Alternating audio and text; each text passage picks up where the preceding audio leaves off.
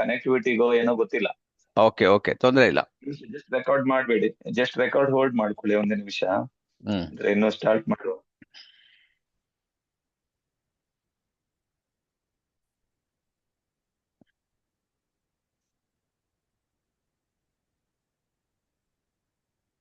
Good morning everyone, ಎಲ್ಲರಿಗೂ ಶುಭೋದಯ. ಬೆಳಗಿನ ಒಂದು ಮೀಟಿಂಗಿಗೆ ಸುಸ್ವಾಗತ. ವಿಡಿಯೋ ಒಂದು ಆನ್ ಮಾಡಿಬಿಡ್ತೀನಿ. ಸೊ ಎಲ್ಲರೂ ಆರೋಗ್ಯವಾಗಿದ್ದಾರೆ, ಚೆನ್ನಾಗಿದ್ದಾರೆ ಅಲ್ವಾ? ಚೆನ್ನಾಗಿದ್ದಾರೆ ಚೆನ್ನಾಗಿದ್ದಾರೆ. DXN ತಗೊಂಡವರಿಗೆ ಯಾವಾಗ್ಲೂ ಆರೋಗ್ಯನೇ ಆಗಿರ್ತದೆ.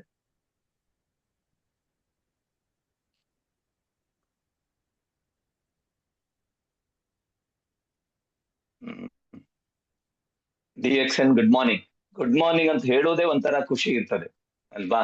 ಸೊ ಈ ಗುಡ್ ಮಾರ್ನಿಂಗ್ ಹೇಳಿದಾಗ ಜನರಿಗೆ ಏನಾಗ್ತದೆ ಹೇಳಿ?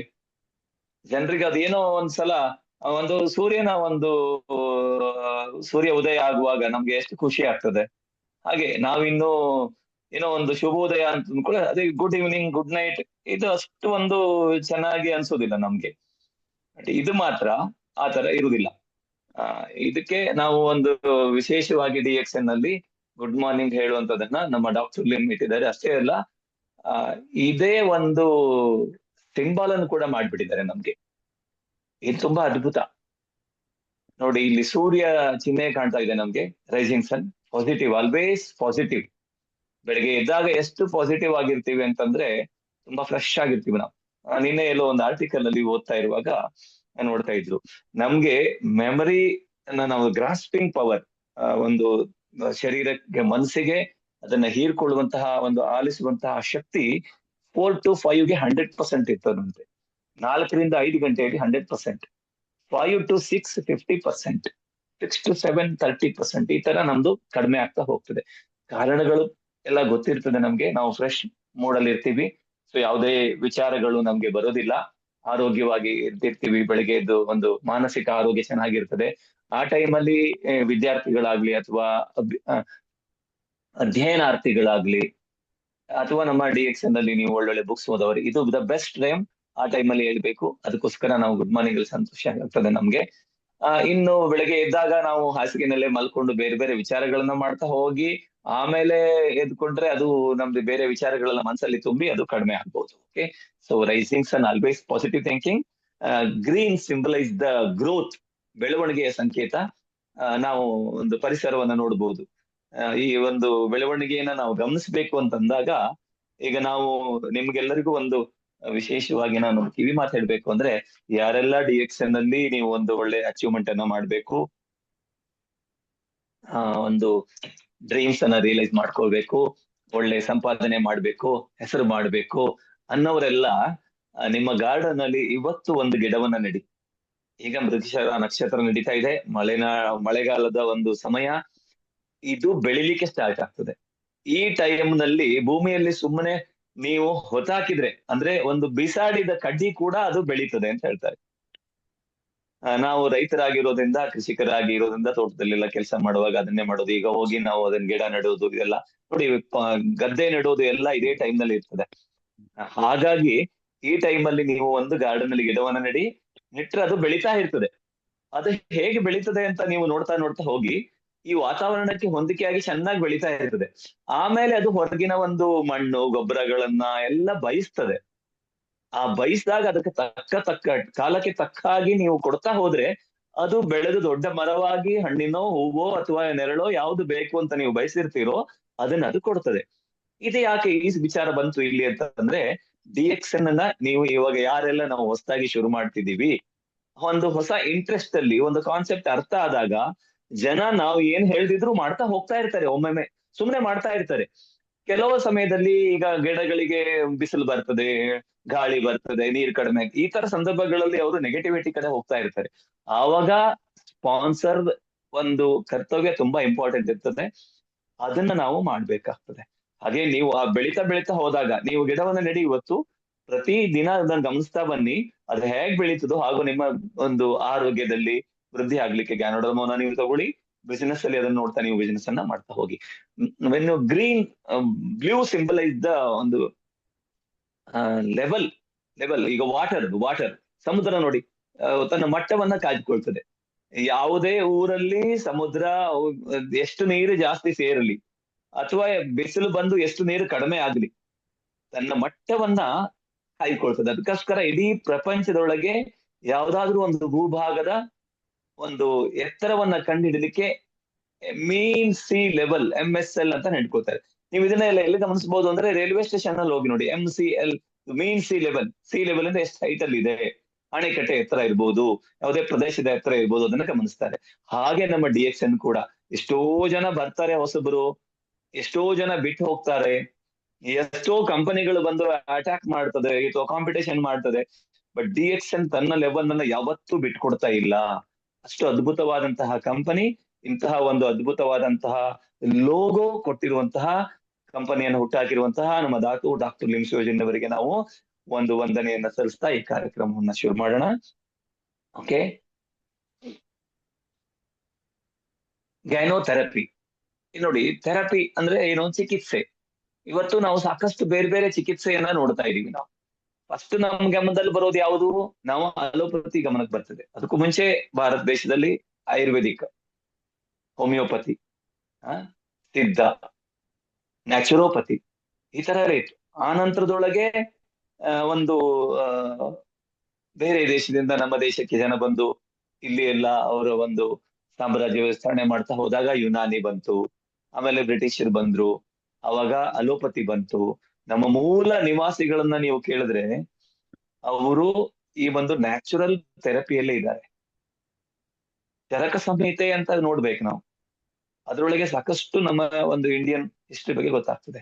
ಅದಕ್ಕೋಸ್ಕರನೇ ಎಷ್ಟು ಪವರ್ಫುಲ್ ಡಾಕ್ಟರ್ ಲಿಮ್ ಶಿವಜಿನ್ ಇಂಡಿಯಾವನ್ನ ಒಂದು ಆಯುರ್ವೇದದಲ್ಲಿ ಒಂದು ದೊಡ್ಡ ಸ್ಥಾನ ಇದೆ ಅಂತ ಹೇಳಿ ಅವರು ಇಂಡಿಯಾ ಸಿಸ್ಟಮ್ ಅನ್ನ ಫಾಲೋ ಮಾಡ್ತಾ ಇದ್ದಾರೆ. ನಮ್ಮ ಒಂದು ನಾಗಾರ್ಜುನ ಇನ್ನೋದ್ರ ಬಗ್ಗೆ ಎಲ್ಲ ವಿವರಣೆಯನ್ನ ಕೊಡ್ತಾರೆ. ಅಷ್ಟು ಒಂದು ಪೂಜನೀಯ ಭಾವದಿಂದ ಇಂಡಿಯನ್ ಹಿಸ್ಟ್ರಿಯನ್ನು ಅವರು ಗಮನಿಸ್ತಾ ಇದ್ದಾರೆ. ನಮಗೆ ಅವರು ನಮ್ಮ ಒಂದು ಈ ಒಂದು DXN ಗ್ಯಾನೋಡರ್ಮವನ್ನು ಕೊಟ್ಟಿದ್ದಾರೆ. ಗ್ಯಾನೋ ಥೆರಪಿ ಅಂದ್ರೆ ಅಣಬೆಯ ಚಿಕಿತ್ಸೆ ಅಂತ ನಾವು ಹೇಳ್ಕೊಳ್ಬಹುದು. ಗ್ಯಾನೋ ಅಂತಂದ್ರೆ ಅಣಬೆ, ಧರ್ಮ ಅಂದ್ರೆ ಚರ್ಮ, ಲೂಸಿಡಮ್ ಅಂದ್ರೆ ಶೈನಿಂಗ್. ಇದನ್ನ ಹೇಳುವಾಗ ನಂಗೆ ಡಾಕ್ಟರ್ ರತ್ನ ಅವರ ನೆನಪಾಗ್ತದೆ. ಅವ್ರು ಯಾವಾಗ್ಲೂ ಅದನ್ನ ಹೇಳ್ತಾ ಇದ್ರು, ನಿಮ್ಮ ಈ ಒಂದು ಗ್ಯಾನೋಡರ್ಮವನ್ನ ನೀವು ಹಿಡ್ಕೊಂಡ್ರೆ, ಇದನ್ನ ತಗೊಂಡಾಗ ಹೊಳೆಯುವ ಹೊಂಬಣ್ಣವಿರುವಂತಹ ಚರ್ಮ ನಮ್ಮದಾಗ್ತದೆ. ಚೈನಾ ಹಿಸ್ಟ್ರಿ ಒಳಗೆ ನೋಡಿದಾಗ, ಚೈನಾ ಒಂದು ಬುಕ್ ನಲ್ಲಿ ಅವರು ಏನ್ ಮಾಡ್ತಾರೆ ಅಂದ್ರೆ, ಹೆಚ್ಚಾಗಿ ದೇವತೆ ಕೈಯಲ್ಲಿ ಒಂದು ಮಾಣಿಕ್ಯ ಮತ್ತೆ ಗ್ಯಾನೋಡರ್ಮ ಇರ್ತದೆ ಅಂತ ಹೇಳ್ತಾ ಇದ್ರು.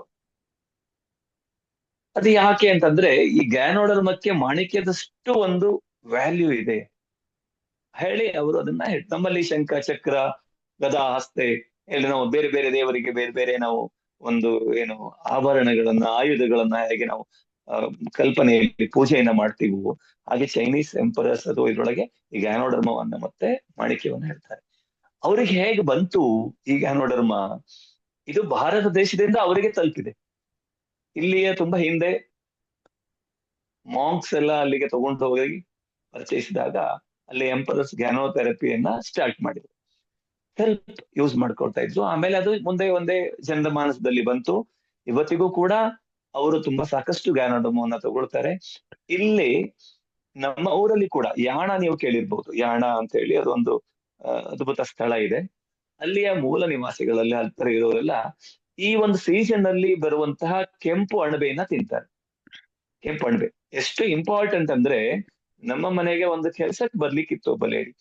ಅವರು ಈ ವಾರ ಬರುದಿಲ್ಲ ಅಮ್ಮ ಅವ್ರೆ, ನನಗೆ ತಾಯಿ ಮನೆಗೆ ಹೋಗ್ಬೇಕು, ಅಲ್ಲಿ ಅಣಬೆ ಬರ್ತದೆ, ಹೇಗೆ ಅಣಬೆ ಅಂತ ಹೇಳ್ತಾರೆ, ಕೆಂಪು ಅಣಬೆಗೆ. ಅದನ್ನ ತಗೊಂಡ್ ಬಂದು ನಾವು ತಿನ್ಲೇಬೇಕು ಪ್ರತಿ ವರ್ಷ, ಅಷ್ಟು ಇಂಪಾರ್ಟೆಂಟ್ ಅದು ಆರೋಗ್ಯಕ್ಕೆ, ಅದಕ್ಕೋಸ್ಕರ ನಾನು ಬರುದಿಲ್ಲ ಅಂತ ಹೇಳಿದ್ರು.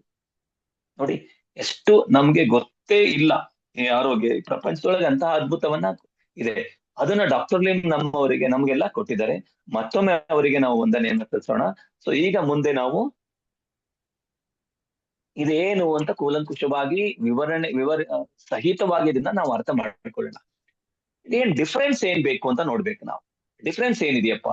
ಸೊ ನಾವು ಗ್ಯಾನೋಡರ್ಮವನ್ನ ನೋಡುವಾಗ ನೋಡಿ, ನಾವು ಈ ಮೆಥಡ್ ಅಲ್ಲಿ ಜನರಿಗೆ ಇದನ್ನ ತಿಳಿಸಿದಾಗ ಮಾತ್ರ ಅರ್ಥ ಆಗ್ತದೆ. ನಾವು ಹೋಗಿ RGGL ಇಷ್ಟು ಕೆಲಸ ಮಾಡ್ತದೆ, ಅದು ಶುಗರಿಗೆ ಬರ್ತದೆ, BP ಗೆ ಬರ್ತದೆ, ಇದು ಕಾಮನ್ ಆಗಿ ಎಲ್ಲದು ಮೆಡಿಕಲ್ ಶಾಪ್ ಅಲ್ಲಿ ಸಿಗುವಂತಹ ಮಾತ್ರೆಗಳು BP ಗೂ ಇದೆ, ಶುಗರ್ಗೂ ಇದೆ, ಎಲ್ಲದಕ್ಕೂ ಆಗುವಂತದ್ದು ಮೆಡಿಸಿನ್ಗಳು ಸಿಗ್ಬಹುದು. ಬಟ್ ಡಿಫರೆನ್ಸ್ ಏನು ನಮ್ದು ಅಂತ ಹೇಳಿದಾಗ ನಾವು ಏನ್ ಸ್ಪೆಷಲ್ ಅಂತ ಜನರಿಗೆ ಕಲಿಸ್ಬಹುದು. ಎಷ್ಟು ನಾವು ಹೇಳ್ಬಹುದು, ಸಮಯದ ಇತಿಮಿತಿಯನ್ನ ಗಮನಿಸ್ಕೊಂಡು ಶಾರ್ಟ್ ಅಂಡ್ ಸ್ವೀಟ್ ಆಗಿ ಕೂಡ ಜ್ಞಾನೋತ್ತರಪಿ ಹೇಳ್ಬಹುದು. 5 ನಿಮಿಷದಲ್ಲಿ ಜನರಿಗೂ ನಾವು ಕನ್ವಿನ್ಸ್ ಮಾಡುವಂತಹ ಪ್ರಯತ್ನವನ್ನ ಮಾಡ್ಬೋದು. ಕನ್ವಿನ್ಸ್ ಮಾಡೋದು ಬೇರೆ, ನಾವು ಯಾರನ್ನು ಕನ್ವಿನ್ಸ್ ಮಾಡ್ಲಿಕ್ಕೆ ಆಗೋದಿಲ್ಲ. ನಾವು ಪ್ರಯತ್ನವನ್ನ ಮಾಡ್ಬೇಕು. ಅವರಿಗೆ ನಾವು ಹೇಳಿರುವಂತಹ ವಿಧ ಸರಿಯಾಗಿದ್ರೆ ಅವರು ಅದನ್ನ ಅಕ್ಸೆಪ್ಟ್ ಮಾಡ್ಕೊಳ್ತಾರೆ.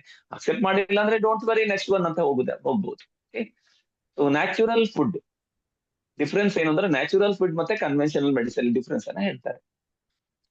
ಹೋಲಿಸ್ಟಿಕ್ ಅಂದ್ರೆ ಏನು? ಸಮಗ್ರವಾಗಿರುವಂತಹ ಒಂದು ಪದ್ಧತಿ.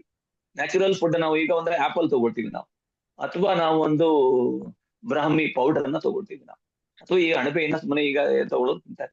ಸೊ ಇವೆಲ್ಲ ಏನಿರ್ತದೆ ಅಂತಂದ್ರೆ ಸಮಗ್ರವಾದಂತಹ ಒಂದು ಆರೋಗ್ಯವನ್ನ ಕೊಡುವಂತದ್ದು, ಸಮಗ್ರ ಹೋಲ್ ಬಾಡಿಗೆ ಕೊಡುವಂತದ್ದು. ಈ ಕನ್ವೆನ್ಷನಲ್ ಮೆಡಿಸಿನಲ್ ಸಿಸ್ಟಮ್ ಅಲ್ಲಿ ಸೆಗ್ಮೆಂಟಲ್ ಅಂತ ಹೇಳ್ತಾರೆ, ಅಂದ್ರೆ ಬಿಡಿ ಬಿಡಿಯಾಗಿ.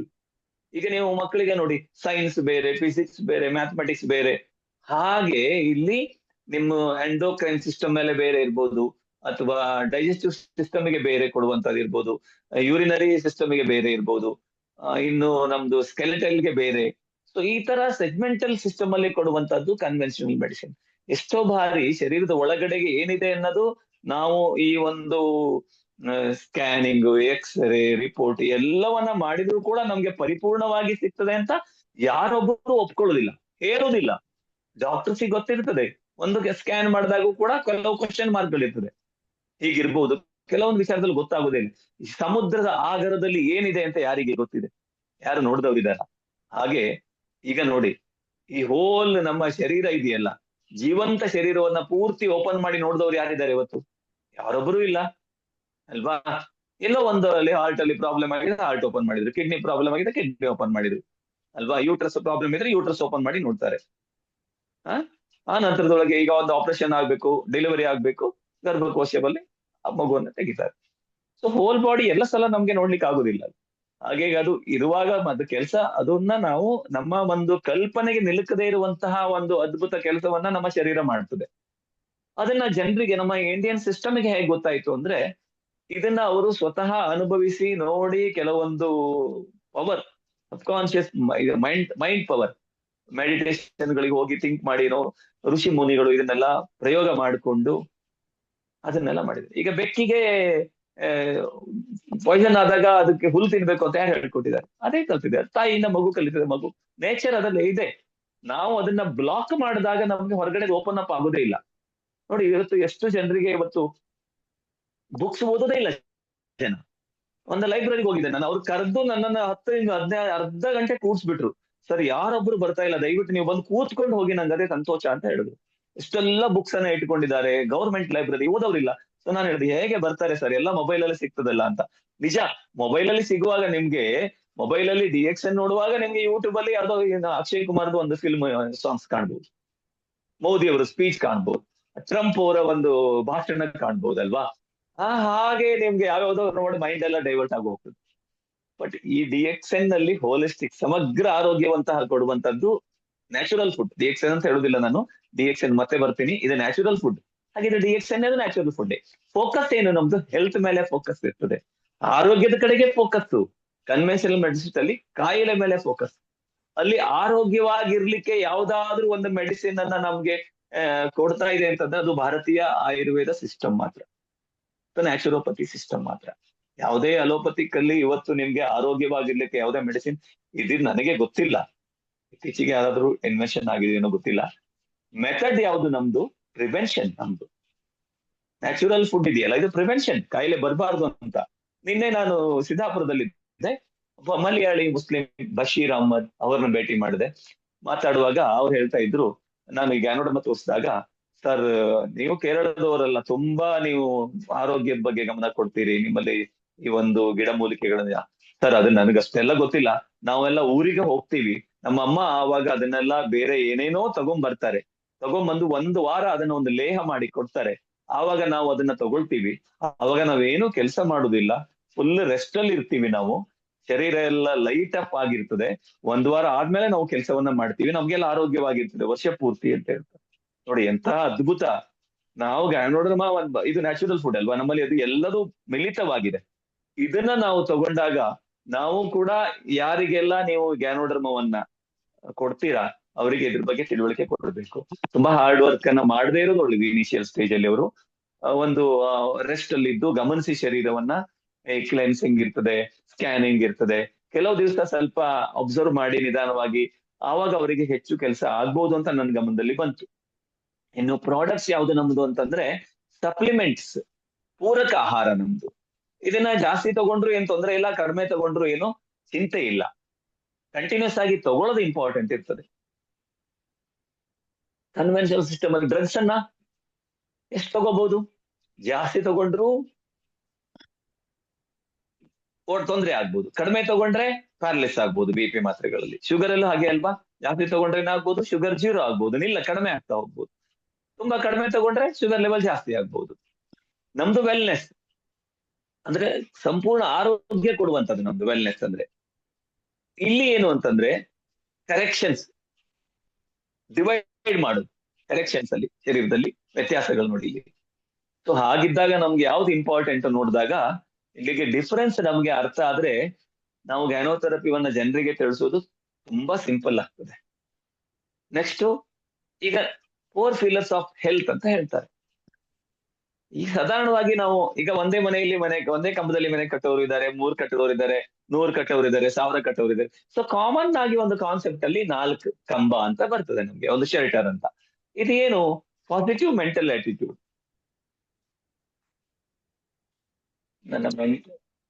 ಪಾಸಿಟಿವ್ ಮೆಂಟಲ್ ಆಟಿಟ್ಯೂಡ್ ಅಂತಂದ್ರೆ ಸಕಾರಾತ್ಮಕ ಚಿಂತನೆ.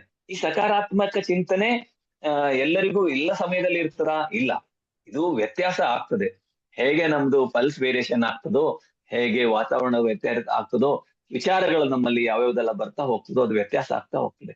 ಇದನ್ನ ನಾವು ನಿರಂತರವಾದ ಅಭ್ಯಾಸದಿಂದ ನಾವು ಇದನ್ನ ಮಾಡ್ಕೊಳ್ಬಹುದು.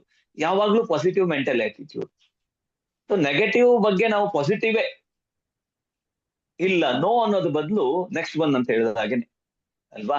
ಈ ತರ ಸಕಾರಾತ್ಮಕ ಚಿಂತನೆ, ಅದಿದೆಲ್ಲ ಒಳ್ಳೆಯದು, ಬಂದಿದ್ದೆಲ್ಲ ಬರಲಿ, ಭಗವಂತನ ದಯೆ ಹೊಂದಿರಲಿ ಅಂತ ಹೇಳ್ತಾರೆ ನಮ್ಮ ದಾರ್ಶನಿಕರು, ಹಿರಿಯರೆಲ್ಲ ಹೇಳ್ತಾರಲ್ಲ. ಹಾಗೆ ನಾವು ಯಾವಾಗ್ಲೂ ಏನಾದ್ರೂ ಆಗ್ಲಿ, ಈ ತಿಂಗಳ ಕಡಿಮೆ ಬೋನಸ್ ಬಂದಿದ್ಯಾ, ಅದಕ್ಕೆ ನಾವು ಟೆನ್ಷನ್ ಮಾಡ್ಕೊಂಡು ವರಿ ಮಾಡ್ಕೊಳ್ಳೋದಿಲ್ಲ. ಆಗ್ಲಿ, ಏನೋ ನಮ್ಮ ಒಂದು ಪರೀಕ್ಷಾ ಕಾಲ, ನೋಡೋಣ, ಮುಂದೆ ಮಾಡೋಣ, ಮುಂದೆ ಒಳ್ಳೇದು ಬರ್ತದೆ, ಈ ತರ ಆಶಾಭಾವನೆಯಲ್ಲಿ ನಾವು ಕೆಲಸವನ್ನ ಮಾಡ್ಬೇಕು. So okay. ಮತ್ತೆ ಇನ್ನೊಂದು ಹೆಲ್ದಿ ಲೈಫ್ ಸ್ಟೈಲ್. ಈ ಹೆಲ್ದಿ ಲೈಫ್ ಸ್ಟೈಲ್ ಇದೆಯಲ್ಲ, ಇದು ನಮ್ಮನ್ನ ಒಂದು ಪರೀಕ್ಷೆ ಮಾಡ್ಬೋದು ನಾವು. ಇದನ್ನ ಎಷ್ಟು ಜನ ಇದನ್ನ ಸಾಧನೆ ಮಾಡಿ ತಗೊಳ್ಬಹುದು. ನೋಡಿ, ತುಂಬಾ ಜನರಿಗೆ ಒಂದೊಂದು ಹ್ಯಾಬಿಟ್ ಇರ್ತದೆ. ಕೆಲವರಿಗೆ ಏನ್ ಹ್ಯಾಬಿಟ್ ಇರ್ತದೆ ಅಂತಂದ್ರೆ ಬರೀ ಒಂದು ಆಯಿಲಿ ಫುಡ್ ಅನ್ನ ತಿನ್ನೋದು. ಅದು ಏನು ಮಾಡಿದ್ರು ಬಿಡ್ಲಿಕ್ಕೆ ಆಗುದಿಲ್ಲ, ಡೈಲಿ ಅದೇ ತಿನ್ನೋದು, ಬಿಡ್ಲಿಕ್ಕೆ ಆಗುದಿಲ್ಲ. ಯಾಕೆ ಬಿಡ್ಲಿಕ್ಕೆ ಆಗುದಿಲ್ಲ? ಅಮಿತಾಬ್ ಬಚ್ಚನ್ ಶೋಲೆ ಫಿಲ್ಮ್ ತುಂಬಾ ಜನ ನೋಡಿದ್ದಾರೆ ಅಲ್ವಾ. ಈಗ ನೀವು ಬೇಕಿದ್ರೆ ಈಗ ಹೊಸ ಸಿನಿಮಾ ಯಾವುದು ನನಗೆ ನೆನಪಾಗ್ತಾ ಇಲ್ಲ. ಓಕೆ, ಕಾಂತಾರ ಹೊಸ ಸಿನಿಮಾ ಇದಿಲ್ಲ, ಎಷ್ಟು ಜನ ನೋಡಿದ್ದಾರೆ? ಎಂಟ್ರೈಸ್ ಮಾಡ್ಬೋದಾ? ಎಂಟ್ರೈಸ್ ಮಾಡಿ ನೋಡುವ. ಬೇಡ ಬಿಡಿ, ಸಮಯ ಆಗ್ತದೆ ಅಂತಂದ್ರೆ. ನೋಡಿದ್ದನ್ನ ಎಷ್ಟೆಲ್ಲ ನೋಡ್ಬೋದು ನಾವು? ಒಂದ್ಸಲ. ಓಕೆ, ಅಶೋಕ್ ಶೆರಿಗಾರ್, ಶ್ರೀನಿವಾಸ್ ಕೂಡ ನೋಡಿದ್ದಾರೆ ನಾರ್ತ್ ಕರ್ನಾಟಕದಲ್ಲಿ. ಅಶೋಕ್ ಶೆರಿಗಾರ್, ನೀವು 3ನೇ ಸಿನಿಮಾ ಅದು. ಮಲ್ಲಿಕಾರ್ಜುನ್ ಎಲ್ಲ ನೋಡಿದಿರಿ. ಸೊ ಇನ್ನೊಂದು 10 ಸಲ ನೋಡ್ಬೋದಾ ನಾವು? ಈಗ ಹೇಳಿ, 10 ಸಲ 15 ಸಲ ನೋಡೋರು ಯಾರಾದ್ರೂ ಇದ್ದಾರಾ? ಕೈ ಎತ್ಬೋದಾ? ಕೈ ಎಲ್ಲ ಕೆಳಗೆ ಹೋಗ್ತಾ ಇದೆ. ಇಲ್ಲ, 10 ಸಲ 15 ಸಲ ನೋಡ್ಲಿಕ್ಕೆ ಆಗುದಿಲ್ಲ ಅಂತ. ನಮ್ಗೆ ಯಾರು ನೋಡ್ಲಿಕ್ಕೆ ಆಗ್ತದೆ? ಬಟ್ ಈ ಬ್ಯಾಡ್ ಹ್ಯಾಬಿಟ್ಸ್ ಇದೆಯಲ್ಲ ಹೆಲ್ದಿ ಲೈಫ್ ಸ್ಟೈಲ್, ಈ ಬರೇ ಚಿಪ್ಸ್ ತಿನ್ನೋದು, ಒಂದು ಮಿಲ್ಕ್ ಟೀ ಕುಡಿಯೋದು, ಅಥವಾ ಒಂದು ಡ್ರಿಂಕ್ಸ್ ಮಾಡೋದು, ಈ ಟೊಬಾಕೋ ಹಾಕೋದು, ಇವೆಲ್ಲ ಗೋವಿಂದ ಪಾಂಡೆ ಅವರು ಎಷ್ಟು ಸಲ ಬೇಕಾದ್ರೂ ನೋಡ್ತಾರಂತೆ ಸಿನಿಮಾವನ್ನ. ಓಕೆ, ತುಂಬಾ ಒಳ್ಳೇದು ಸಿನಿಮಾ. ಈಗ ಕಾಂತಾರ 2 ಕೂಡ ಬರ್ತದೆ, ಅದನ್ನು ಕೂಡ ನಾವು ಎಂಜಾಯ್ ಮಾಡೋಣ. ಓಕೆ, ಹೆಲ್ದಿ ಲೈಫ್ ಸ್ಟೈಲ್ ಆಯ್ತು. ಇದನ್ನ ನಾವು ಈಗ ಈ ಒಂದು ಬ್ಯಾಡ್ ಹ್ಯಾಬಿಟ್ಸ್ ಅನ್ನ 1 ಸಲ ನೋಡ್ತಾರೆ, 2 ಸಲ, ಇದನ್ನು ಬಿಡೋದೇ ಇಲ್ಲ, ಮತ್ತೆ ಮತ್ತೆ ಅದನ್ನೇ ತಗೊಳ್ತಾ ಇರ್ತಾರೆ. ಸೊ ಈ ಹ್ಯಾಬಿಟ್ ಬಿಡ್ಲಿಕ್ಕೆ ಯಾಕೆ ಆಗೋದಿಲ್ಲ? ನೋಡಿ, ನೀವು ಇವತ್ತಿಂದ ಡಿಸೈಡ್ ಮಾಡಿ, ಯಾರೆಲ್ಲ ಮಿಲ್ಕ್ ಟೀ ಕುಡಿತಾ ಇದ್ದೀರಿ, ನಮ್ದು ಶೆಟ್ಟಿ ಸರ್ ಡಿಸೈಡ್ ಮಾಡ್ಬೋದಾ? ಮಿಲ್ಕ್ ಟೀ ಬಿಟ್ಟೇ ಬಿಡೋದು, ಏನ್ ಬೇಕಾದ್ರೂ ಆಗ್ಲಿ ಅಂತ ಡಿಸೈಡ್ ಮಾಡ್ಬಿಡೋದು. ಸೊ ಅದೊಂದು ಡಿಸೈಡ್ ಮಾಡಿದ್ರೆ ಮೈಂಡ್ ಇಸ್ ಸೋ ಪವರ್ಫುಲ್. ನಾನೇನ್ ಮಾಡ್ತಾ ಇದ್ದೆ, ಯಾವಾಗ್ಲೂ ಮಿಲ್ಕ್ ಟೀಯನ್ನೇ ಕುಡಿತಾ ಇದ್ದೆ. DXN ಬಂದಾಗ ನಮ್ಗೆ SN ಶೆಟ್ಟಿ ಅವ್ರು ಹೇಳಿದ್ರು, ನಿಮ್ಗೆ ದುಡ್ಡಾಗ್ಬೇಕು ಅಂದ್ರೆ ಬ್ಲಾಕ್ ಟೀ ಕುಡೀರಿ ಅಂತ ಹೇಳಿದ್ರು. ಅವ್ರಿಗೆ ತುಂಬಾ ವಿಚಾರ ಮಾಡಿ ಹೇಳಿರ್ಬೇಕು. ಯಾಕಂದ್ರೆ ಆರೋಗ್ಯ ಬರ್ತದೆ ಅಂತಂದ್ರೆ ಈ ಯಂಗ್ಸ್ಟರ್ಸ್ ಎಲ್ಲ ಕೇಳುದಿಲ್ಲ ಅಂತ. ದುಡ್ಡು ಬರ್ತದೆ ಅಂತ ಹೇಳಿದಾಗ ನಾನು ಅಲ್ಲಿಂದ ಮಿಲ್ಕ್ ಟೀ ಕುಡಿಯೋದು ನಿಲ್ಲಿಸ್ಬಿಟ್ಟೆ. ಆಮೇಲೆ ಸಿರ್ಸಿಗೆ ಬಂದೀಗ 11 ವರ್ಷ ಆಗಿದೆ. ನಡುವೆ ನಮ್ಮ ಮನೆಯಲ್ಲಿ ಸಿರ್ಸಿ ವಾತಾವರಣದಲ್ಲಿ ಎಲ್ಲ ಗೆಸ್ಟ್ ಬಂದ್ರೆ ಎಲ್ಲ ಮಿಲ್ಕ್ ಟೀ ಎಲ್ಲ ಕುಡಿತಾ ಇರುವಾಗ ಸ್ವಲ್ಪ ಸ್ವಲ್ಪ ಅವ್ರ ಜೊತೆಗೆ ಕುಡ್ದು ಮತ್ತೆ ಅದು ಅಭ್ಯಾಸ ಆಗಿತ್ತು. ದಿವ್ಸಕ್ಕೆ ಒಂದ್ಸಲ ಆದ್ರೂ ಮಿಲ್ಕ್ ಟೀ ಕುಡಿಬೇಕಿತ್ತು. ಈಗಿದ್ದಕ್ಕಿದ್ದ ಹಾಗೆ ಒಂದು ಐಡಿಯಾ ಬಂತು ನನಗೆ, ಯಾಕೆ ನಮ್ಮ ಹತ್ರ ಆಗುದಿಲ್ಲ ಅಂತ ಹೇಳಿ. ಈಗ ಮಿಲ್ಕ್ ಟೀ ಅನ್ನ ಬಿಟ್ಟೆ ಓನ್ಲಿ DXN ಬ್ಲಾಕ್ ಟೀ ಮಾತ್ರ ಕುಡಿಯೋದು. ಹೋಟೆಲ್ಗೆ ಹೋದ್ರೆ ಅಲ್ಲಿ ನಮ್ ಜೊತೆಲಿ ಇರೋರೆಲ್ಲ ಟೀ ಕುಡಿದ್ರೆ ನಾನು ಕಷಾಯ ಕುಡಿ ಅಂತ ಹೇಳ್ತೇನೆ. ಕಷಾಯ ಕುಡಿಯುದು ಇಂಡಿಯನ್ ಹರ್ಬ್ಸ್ ಎಲ್ಲ ಸೇರಿಸಿ ಮಾಡಿರ್ತಾರೆ. ಸೊ ಡಿಸೈಡ್ ಮಾಡಿದ್ರೆ ಏನೂ ತೊಂದ್ರೆ ಇಲ್ಲ. ಯಾರಿಗೆಲ್ಲ ನಿಮ್ಗೆ ಅದು ನಮ್ಮ ಒಂದು ಲೈಫ್ ಸ್ಟೈಲ್ ಒಳ್ಳೇದಲ್ಲ ಅಂತ ಭಾವನೆ ಗೊತ್ತಾಯ್ತು, ನೀವು ಅದನ್ನ ಬಿಟ್ಬಿಡಿ. ಡಿಸೈಡ್ ಮಾಡಿ ಬಿಟ್ಬಿಡಿ, ಏನು ಆಗೋದಿಲ್ಲ, ಯಾವ ತೊಂದರೆನೇ ಆಗೋದಿಲ್ಲ, ಚೆನ್ನಾಗ್ ಆಗ್ತದೆ. ಹೆಲ್ದಿ ಲೈಫ್ ಸ್ಟೈಲ್ ಅಲ್ಲಿ DXN ಟೀ ಕುಡಿಯೋದು, DXN ಕಾಫಿ ಕುಡಿಯೋದು, ಬೆಳಗ್ಗೆ ವಾಕಿಂಗ್ ಮಾಡೋದು, ಶೂನ್ಯ ಮಾಡೋದು, ವೀಕ್ಲಿ ಒಂದ್ಸಲ ಫಾಸ್ಟಿಂಗ್ ಮಾಡೋದು ಇರ್ಬೋದು. ಯಾವ್ಯಾವ್ದೆಲ್ಲ ಒಳ್ಳೆ ಹ್ಯಾಬಿಟ್ ಗಳಿದೆ ಅದೆಲ್ಲ ಶುರು ಮಾಡ್ಕೊಳ್ಳಿ. ಹೆಲ್ದಿ ಡಯಟ್ ಬಂದಾಗ ನಮ್ದು ಫುಡ್ ಇದೆಯಲ್ಲ ಇದು. ಸೊ ನಿಮ್ಗೆ ಇತ್ತೀಚೆಗೆ ನೋಡಿ, ತುಂಬಾ ವ್ಯಕ್ತಿ ತುಂಬಾ ಫೇಮಸ್ ಆಗಿದ್ರು, ಬ್ಯಾಂಗ್ಳೂರ್ ಕಮಿಷನರ್. ಮೊನ್ನೆ ಒಂದು ಸ್ಟಂಪೇಡ್ ಆದವಾಗ ಅದ್ರ ಬಗ್ಗೆ ಎಲ್ಲ ಬಂತು. ಅವರ ಸಂದರ್ಶನವನ್ನು ನಾನು ಕೇಳ್ತಾ ಇದ್ದೆ. ಎಂತಹ ಅದ್ಭುತ ವ್ಯಕ್ತಿ ರೀ ಅವರು. ದಿವಸಕ್ಕೆ ಒಂದೇ ಒಂದು ಆಹಾರವನ್ನ ತಗೊಳ್ತಾರಂತೆ, ಫುಡ್ ಅನ್ನ. ದಿನಕ್ಕೆ ಒಂದೇ ಫುಡ್. ಅಂತಹ ಸೀನಿಯರ್ ಆಫೀಸರ್ ಎಷ್ಟು ಲೈಫ್ ಹೇಗ್ ಬೇಕಾದ್ರೂ ಇರ್ಬೋದಲ್ಲ. ದಿವಸಕ್ಕೆ ಒಂದು ಆಹಾರವನ್ನ ತಗೊಳ್ತಾರೆ. ಇನ್ನೇನ್ ರಿಟೈರ್ಮೆಂಟ್ ಅಲ್ಲಿ ಇದ್ದಾರೆ ಅವರು. ಅವ್ರ ಹೆಲ್ತ್ ನೋಡಿದಾಗ ನಮ್ಗೆ ಆಶ್ಚರ್ಯ ಆಗ್ತದೆ. ಒಂದೇ ಫುಡ್ ಅನ್ನ ತಗೊಳ್ಳಿ, ಸಾಯಂಕಾಲ ನಾವು ಒಂದು ಊಟವನ್ನ ಮಾಡಿದ್ರೆ ಮತ್ತೆ ಮುಗೀತು. Whole day only the water, nothing else. No coffee, no tea, no juices, nothing, only the water. ನೀರಲ್ಲಿ ಕೂಡ 1000 ಟನ್ಗಳಷ್ಟು ಶಕ್ತಿ ಇರಬಹುದು ನಾವು ಕುಡಿಯೋದ ನೀರಲ್ಲಿ. ಸರ್ವಸ್ವವೂ ಕೂಡ ಅಡಗಿದೆ. ಸೊ ಹೆಲ್ದಿ ಲೈಫ್ ಸ್ಟೈಲ್ ನಾವೇನ್ ಹೇಳುದು, ಅದೆಲ್ಲ ಬೇಡ ನಮ್ಗೆ. ಅಟ್ಲೀಸ್ಟ್ ನಾವು ತಗೊಳ್ಳೋದಕ್ಕಿಂತ ಮೊದಲು ಒಂದು ಸ್ಯಾಲಡ್ ತಗೊಂಡು ಆಮೇಲೆ ಊಟವನ್ನ ಮಾಡಿ, ಅದ್ರ ಜೊತೆ ಇಲ್ಲಿ ಗ್ಯಾನೋಡರ್ಮಾ ಇರ್ಲಿ ನಮ್ದು. ಸೊ ಇದನ್ನು ಮಾಡೋದು ಸಿಂಪಲ್ ಅಲ್ವಾ. ಈ ತರ ಡಯಟ್ ಮಾಡೋದು ತುಂಬಾ ಒಳ್ಳೇದು. ಡಯಟ್ ಅಂತ ಹೇಳಿ ಓನ್ಲಿ ಡ್ರೈ ಫ್ರೂಟ್ಸ್ ತಿನ್ನೋದು ಡಯಟ್ ಅಲ್ಲ. ನಾವು ಕೆಲವೆಲ್ಲ ನೋಡ್ತೀವಿ, ನಾವು ಉಪವಾಸದಲ್ಲಿರುವಾಗ DXN ಕಾಫಿ ಟೀ ಒಳ್ಳೇದಲ್ಲ, ತೊಂದರೆ ಆಗುದಿಲ್ಲ ಅಂತ ಅದನ್ನು ಕುಡಿಯೋದು ಕೂಡ ಒಳ್ಳೇದಲ್ಲ. ನೀವು ವೆನ್ ಫಾಸ್ಟಿಂಗ್ ಇದನ್ನ ನಾವು ಮಾಡಬಾರ್ದು ಯಾವಾಗ್ಲೂ ಕೂಡ. ಅದೆಲ್ಲ ಏನಾಗ್ಬೋದು, ನಮ್ಗೆ ಶರೀರದಲ್ಲಿ ವ್ಯತ್ಯಾಸಗಳಾಗ್ಬೋದು. Fasting is fasting. ಸೊ ಅದಕ್ಕೆ ಒಂದು ಬೇರೆ ವಿಧಾನದಲ್ಲಿ ನಾವು ಮತ್ತೆ ಡಿಸ್ಕಸ್ ಮಾಡೋಣ. ಇನ್ನು ಸಪ್ಲಿಮೆಂಟೇಶನ್ ಬರ್ತದೆ, ಪೂರಕ ಆಹಾರಗಳು ಬೇಕು. ಸಪ್ಲಿಮೆಂಟೇಶನ್ ಅಂದ್ರೆ ಇವತ್ತಿನ ಆಹಾರದೊಳಗೆ ಏನಿದೆ ಏನಿಲ್ಲ ಅನ್ನೋದು ನಿಮ್ಗೆಲ್ಲ ಬುದ್ಧಿವಂತರು, ನಿಮ್ಗೆ ಗೊತ್ತಿದೆ. ಇದನ್ನ ನಾನು ವಿಶೇಷವಾಗಿ ಏನು ಹೇಳ್ಬೇಕಾಗಿಲ್ಲ. DXN ಇವತ್ತಿನ ಒಂದು ಶಾರ್ಟ್ ಫಾಲ್ ಏನಿದೆ ಆಹಾರದಲ್ಲಿ, ಅದನ್ನ ತುಂಬಿಕೊಡ್ಲಿಕ್ಕೆ ನಂಬರ್ 1, ನಂಬರ್ 2 ಇರ್ಬೋದು, 3 ಬೇರೆ ಇರ್ಬೋದು, but number 1 always in stand with DXN only. DXN ಇದೆಯಲ್ಲ, ಇದು ನಮ್ಗೆ ಸಪ್ಲಿಮೆಂಟೇಶನ್. ಇದು ನಮ್ಗೆ ಶರೀರದೊಳಗೆ ಯಾವುದೇ ತರ ವ್ಯತ್ಯಾಸಗಳಾಗದೆ ಇರುವ ಹಾಗೆ ಕೊಡ್ತದೆ. ಸೊ ಈಗ 4 ಪಿಲ್ಲರ್ ಅಲ್ಲಿ ಪಾಸಿಟಿವ್ ಆಟಿಟ್ಯೂಡ್ ಯಾರು ಮಾಡ್ಕೊಳ್ಬೇಕು, ನಾವು ಅದನ್ನ ಬೆಳೆಸ್ಕೋಬೇಕು. ಹೆಲ್ದಿ ಲೈಫ್ ಸ್ಟೈಲ್ ಯಾರು ಮಾಡ್ಕೋಬೇಕು, ನಾವೇ ಮಾಡ್ಕೋಬೇಕು. ಹೆಲ್ದಿ ಡಯಟ್ ನಾವು ರೂಢಿಸ್ಕೋಬೇಕು. ಸಪ್ಲಿಮೆಂಟೇಶನ್ DXN ಪೂರೈಸ್ತದೆ ನಮ್ಗೆ. ಸೊ ಇದನ್ನ ತಗೊಂಡ್ರೆ ಆಯ್ತಲ್ಲ. ಇನ್ನು ಒಂದು ಭಾಗ DXN ಎಲ್ಲ ಕೊಡ್ತದೆ, 3 ಮಿಕ್ಕಿದನ್ನ ನಾವು ಮಾಡ್ಲಿಲ್ಲ ಅಂದ್ರೆ ಹೆಚ್ಚಿನ ಜವಾಬ್ದಾರಿ ಯಾರಿದು ಆರೋಗ್ಯ ರಕ್ಷಣೆಗೆ?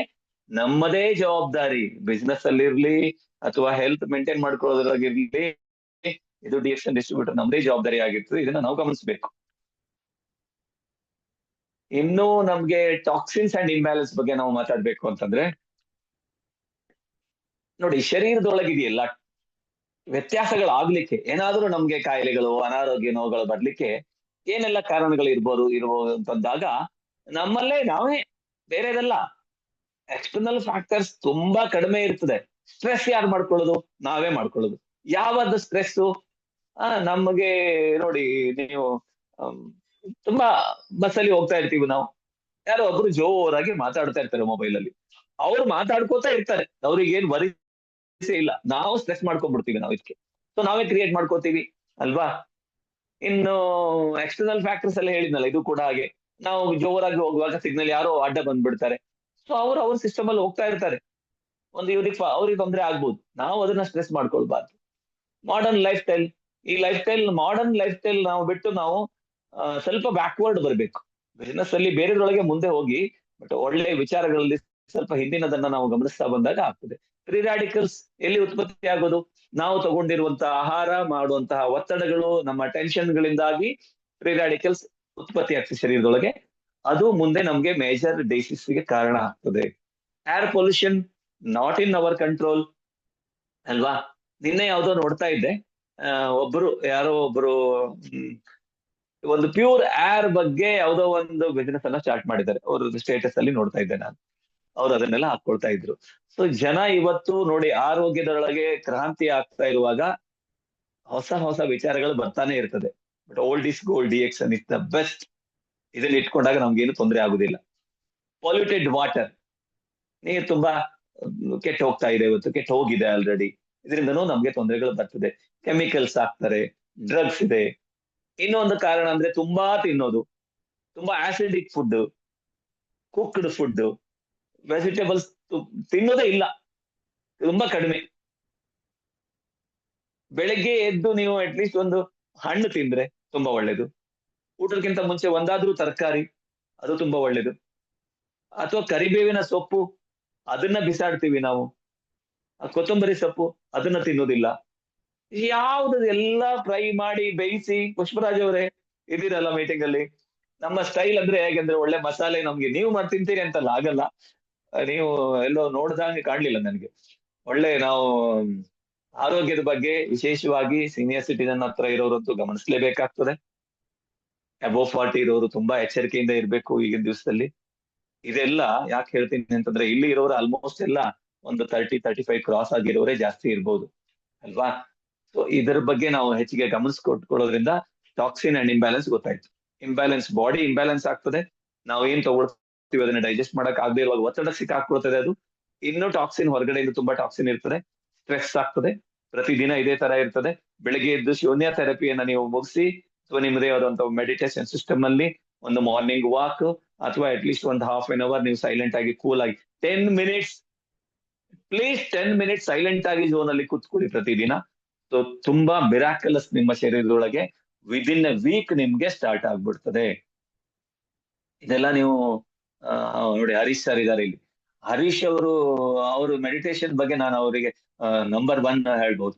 ನಾನು ಯಾವಾಗ ನೋಡ್ತಿದ್ದೀನಿ ಅವ್ರ ಮನೆಗೆ ಹೋದಾಗ, ಅವರು ಬೆಳಗ್ಗೆ ಆಗ್ಲಿಲ್ಲ ಅಂದ್ರೆ ಅಟ್ಲೀಸ್ಟ್ ಸಾಯಂಕಾಲ, what ever it may be, ಏನೇ ಕೆಲಸ ಇರ್ಲಿ, ಬಟ್ರೆ ಬಂದೆ ಒಂದು ಸ್ವಲ್ಪ ಹೊತ್ತು ಅಂತ ಹೇಳಿ ಹೋಗಿ ಸೈಲೆಂಟ್ ಆಗಿ ಕೂತ್ಕೊಂಡು ಬರುವಾಗ ಆ ತೇಜಸ್ಸನ್ನ ಗಮನಿಸ್ಬೇಕು ನಾವು.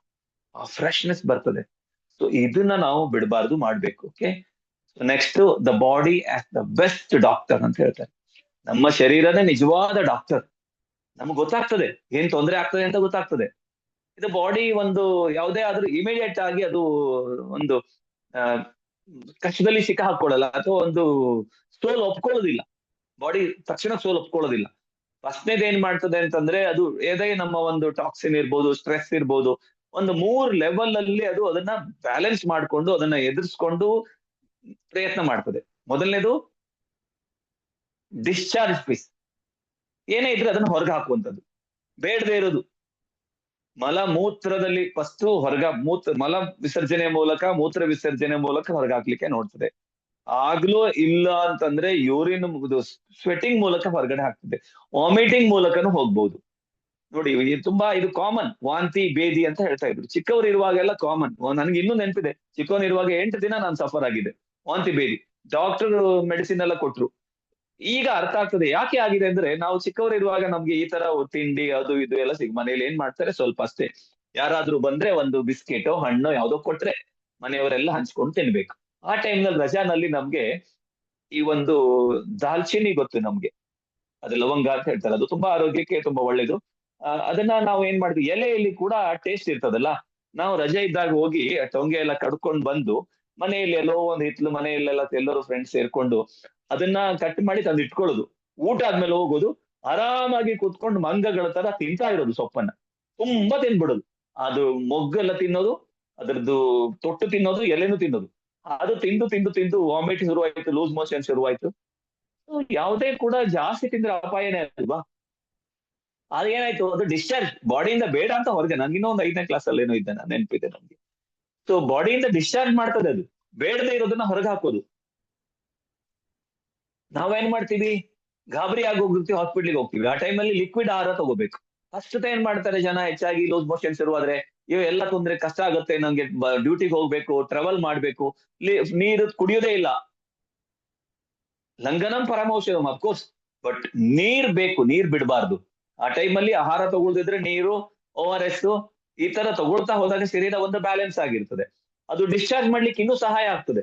ಒಂದು ನೀವು ಬಟ್ಟೆಯನ್ನ ತುಂಬಾ ಕೊಳೆ ಆದ್ರೆ ಮತ್ತೆ ಮತ್ತೆ ನೀರಿಗೆ ಹಾಕಿ ವಾಶ್ ಮಾಡೋದಿಲ್ವಾ, ಹಾಗೆ ಬಾಡಿಗೂ ಕೂಡ ವಾಶ್ ಮಾಡ್ಲಿಕ್ಕೆ ತುಂಬಾ ನೀರಿನ ಅವಶ್ಯಕತೆ ಇದೆ.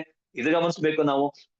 ಇದನ್ನ ನಮ್ಗೆ ಆಗ್ಲಿಲ್ಲ ಅಂತಂದಾಗ ನಾವು ಅದನ್ನ, ಬಾಡಿ ಕ್ಲೀನ್ ಮಾಡ್ತದೆ ಇವತ್ತು, ನಾಳೆನೂ ಪುನಃ ಅದೇ ಮಾಡ್ತೀವಿ ನಾವು, ನಾಡಿದ್ದು ಅದನ್ನೇ ಮಾಡ್ತೀವಿ ನಾವು, ಪ್ರತಿದಿನ ಅದೇ ತಿಂತೀವಿ ನಾವು, ಪ್ರತಿದಿನ ಕರಿ ತಿಂತೀವಿ ನಾವು, ಮಸಾಲೆ ತಿಂತೀವಿ, ಗೋಬಿ ಮಂಚೂರಿ ತಿಂತೀವಿ, ಪಾನ್ ತಿಂತೀವಿ, ಗುಟ್ಕಾ ತಿಂತೀವಿ, ಡ್ರಿಂಕ್ಸ್ ಮಾಡ್ತೀವಿ. ಇವೆಲ್ಲ ಮಾಡಿದಾಗ ಬಾಡಿ ಏನ್ ಹೆಂಗೆ ಕ್ಲೀನ್ ಮಾಡ್ಲಿಕ್ಕೆ ಆಗ್ತದೆ? ಲಾಸ್ಟ್ಗೆ ಇದು ಆಗದೆ ಇರುವಾಗ ಅದು ಮತ್ತೊಂದು ಸೈಡಿಗೆ ತಳ್ತಾ ಹೋಗ್ತದೆ.